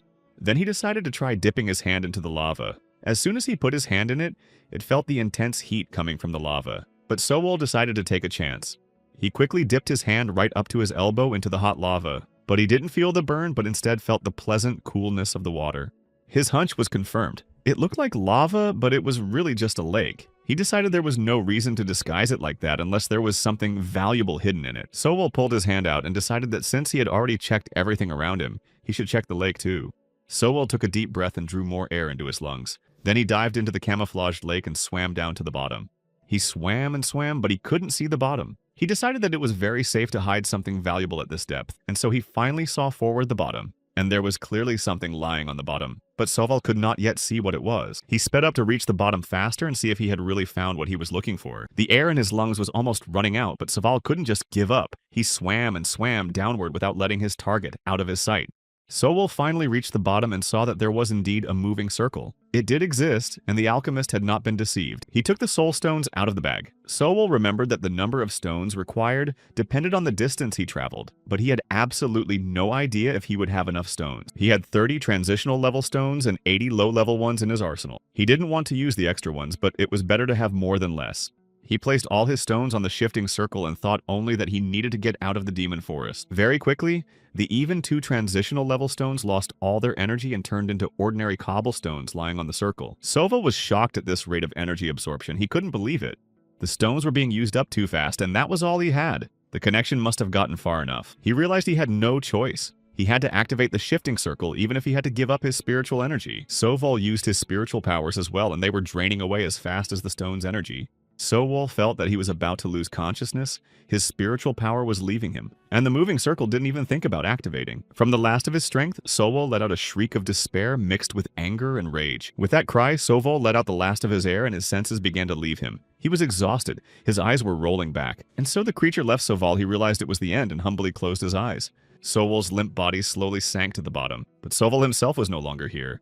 Soval's body sank gently and carefully right onto the moving circle. No more air bubbles escaped from his mouth. Sowol was not breathing.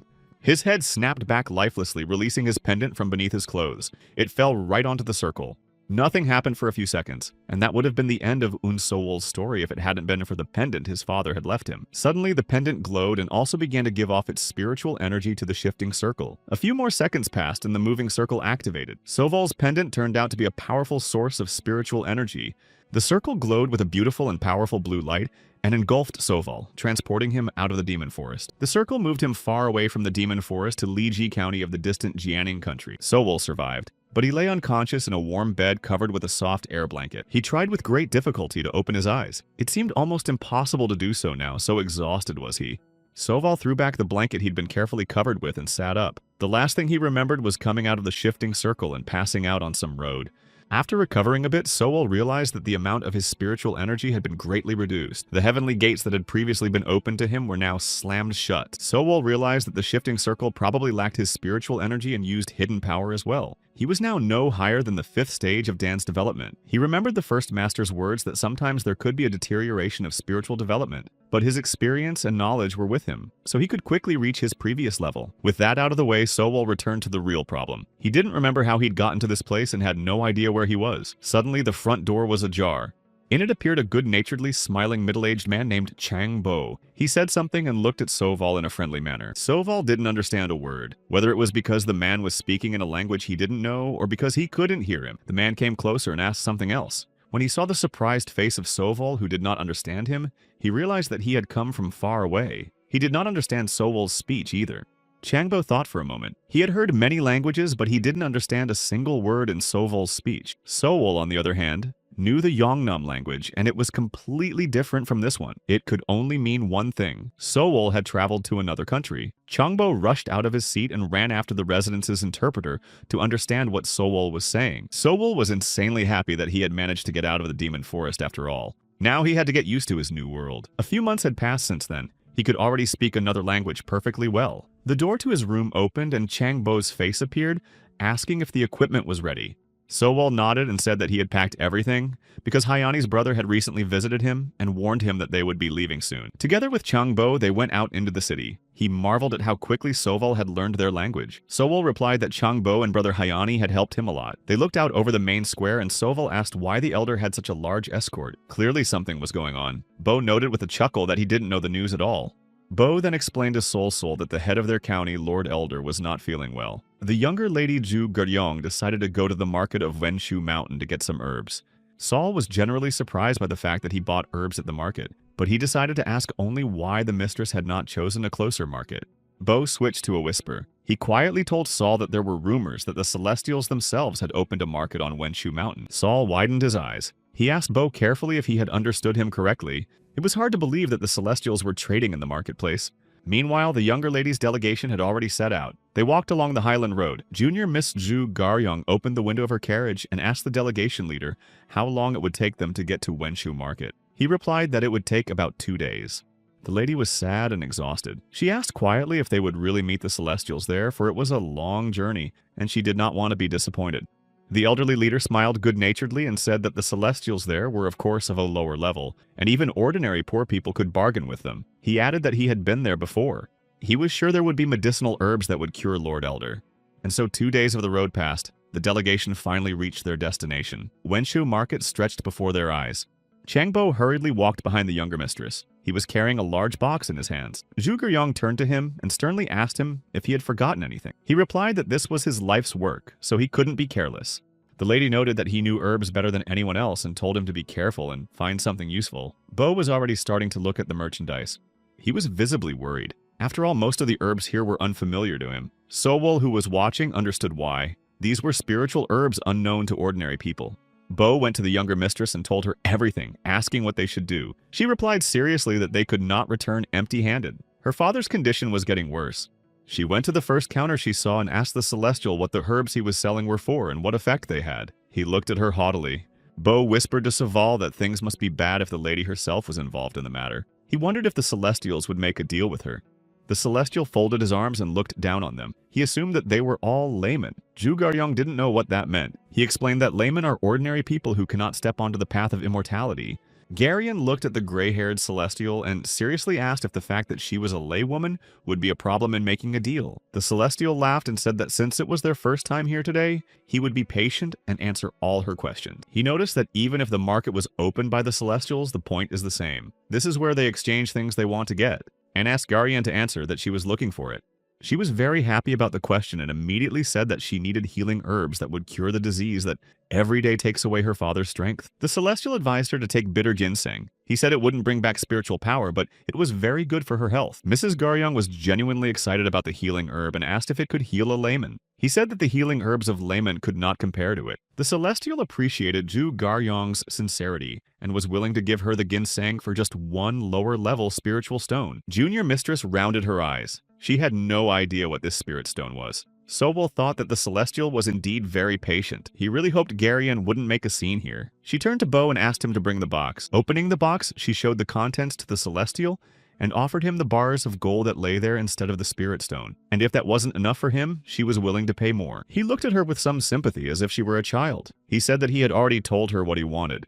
All he needed was a lower-level spiritual stone, not gold or jewelry, but a stone. He went on instructively and said that the essence of a bargain is when you exchange things you both want to get, and suggested that the young mistress would probably not be able to buy anything at this market. After all, she was offering things for exchange that no one here needed. And to get what she's looking for here, she's going to have to stop ignoring the basic essence of a market transaction. Ju Garyong couldn't find anything to reply. She sighed heavily and lowered her gaze. Repentantly, she could barely hold back her tears. Bo tried to comfort her. After a few days spent at the market, the delegation set off on its return journey.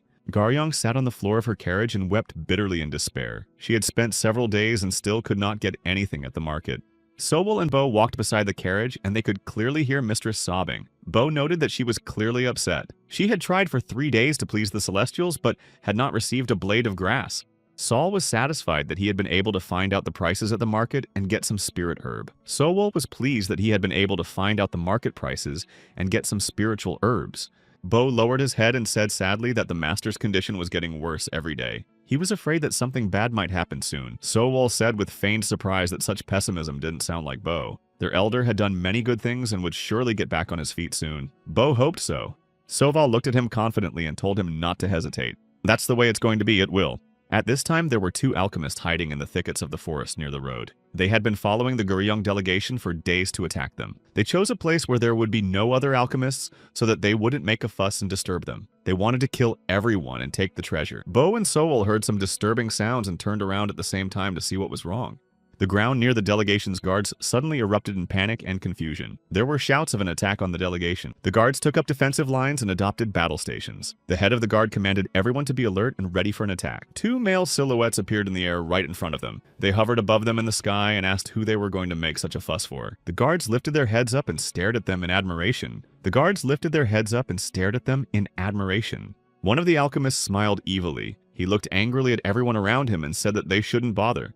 Then he was quiet for a bit and ominously announced that they were planning to take all of their lives anyway. After those words, admiration was quickly replaced by fear. The guards were shocked at this turn of events. Just then, the junior mistress stepped out of her carriage and addressed the Celestials loudly and confidently. She quickly and clearly introduced herself and said that she was the daughter of the head of Lies County, and if they wanted the treasure, she was willing to give it willingly. The alchemists laughed and marveled at how understanding the lady was. She was not lacking in beauty either. Then she went on to say that her father was very ill and they needed the treasure to cure him, and if they agreed to treat him, they would be paid more. The 2 alchemists burst out laughing loudly. They noted Ju Garyong's eloquence, and then sharply and clearly said that they had not the slightest desire to get into such difficulties. They wanted to kill everyone and take the treasure, but now they've changed their minds. When they see her, they change their minds and spare her, but in return, Garyong becomes their concubine. The young mistress was breathless with fear. She whispered fearfully that it was wrong. The long-haired alchemist activated his Dharma weapon and shouted that he would burn the place to the ground, except for the treasure and her, of course. A huge, red-hot stream of fire was rushing straight toward the delegation members. They froze in anticipation, unable to change anything. Sowol jumped forward, protecting the guards. He quickly drew his sword and pouch and swung it, easily fending off the fiery attack. The 2 Celestials were dumbfounded that there was an alchemist among the people in the delegation. They opened their mouths in surprise. Saul was determined. He wanted to protect his friends who had welcomed him so warmly. He used Sunbow's jump and quickly approached almost closely to one of the alchemists. The young alchemist swung his sword several times. Although he had lost some of his spiritual energy, he was able to give a decent response. The sword split one of the Celestials apart. They all fell lifelessly to the ground one by one. The second Celestial hovered in the air. He was frightened at what was happening and couldn't move because he was bewitched. He realized that this alchemist was many times his strength. The Celestial realized that he had no way out. He knelt down in front of Soval and folded his hands in submission. He begged Soval not to spare him and swore he would never be caught in his sight again. The young alchemist looked at him carefully. He didn't believe in his sincere remorse. He said there would be no mercy. Confidently swinging his powerful sword a few more times, he rid this mortal world of that evil and self-serving alchemist. All of the delegation members looked at Soval with undisguised admiration of surprise and even fear. Brother Bo and Junior Mistress were especially surprised. A delicious and rich dinner of many different dishes of the national cuisine of the Channing country was set on the table. In honor of Soval, the elder's family threw a real feast with dancing and a performance. The young alchemist watched the performance, tasted the delicious food, and was embarrassed. He thanked the young mistress for her hospitality and sincerely felt that he was not worthy of it. Zhu Gaoyong asked him not to say that because he had saved her and all her servants' lives. Now he was a true benefactor to their family. Soval explained that he was just thanking the kindness of the people who had picked him up lying unconscious on the road. They treated him and gave him shelter. He's a man who never forgets kindness, and so he believes that for his kindness, Gaoyong and her family can ask him anything they want. She was so happy that she jumped up and down. She asked if it was true that she could ask for anything she wanted. Soval nodded. Garion stood up and took Soval to her father's chambers. He was lying unconscious on the bed, barely breathing. The elder began to moan softly. The younger lady explained that her father was suffering even in his sleep. She said that he had been examined by all known healers and no one knew what was wrong with him. Soval gently took the elder's wrist. He concentrated and directed the flow of energy inside him. His body lit up with a beautiful blue glow, and Soval was able to scan the body to find where the malfunction had occurred. Started scanning Elder Soval's intestines worriedly, and hummed enigmatically. He found Madame Gu's father's stomach and wondered. Usually these insects parasitized in demonic beasts, and he couldn't understand how Gu could get inside an ordinary layman. Standing nearby was a concerned-looking Soval Gaoyong. She asked her to tell her the truth about her father's condition. Seol remained silent for now, though he knew it would be easy to deal with Gu. He concentrated again and focused his energies on destroying the Gu without harming the patient. Soval suspected that the alchemist had a hand in the elder's illness. The flow of energy quickly found its target and descended upon him with a tremendous power that he was unable to withstand. The younger mistress saw that Soval was tired. She carefully asked him not to waste so much energy at once and to take a break. Soval was silent and then calmly replied that he had finished his treatment. Garion couldn't believe her ears. She hesitantly asked if he could really cure her father by touching him with his hand. He looked at her good-naturedly and said it was like this. It would be a couple of weeks and her father would be fully recovered and completely healthy. Soval explained that there was a demon bug in her father's body that was sucking out all the nutrients. It was causing the elder's energy to fade, then advised him to give him decoction of sun herbs and restorative nutrition. This would speed up the healing process. Tears suddenly flowed down Gaoyong's face. She was silent for a while and then fell on her knees before him and began to bow. She cried and said that now she was eternally indebted to him. Soval calmed her down and said that there was no debt. He was surprised at this behavior of the younger mistress and tried to explain that any alchemist would have been able to cure her father. The only alchemist she knew tried to rob them and take their lives, but Soval saved them and cured the elder. But Soval had saved them and cured the elder, and now they were in debt. He thought he had repaid his debt to the elder's family, but perhaps he shouldn't refuse the gratitude, and he should stay here for a while to recuperate. And he smilingly replied that he would listen to Gaoyong and stay. The younger mistress was very happy about it. As the day passed, Soval was still living in his chambers in the Yanning country. He stored his energy and regained his strength. Brother Bo, who was unfamiliar with the skill of storing and restoring spiritual energy, was very worried about Soval. He had not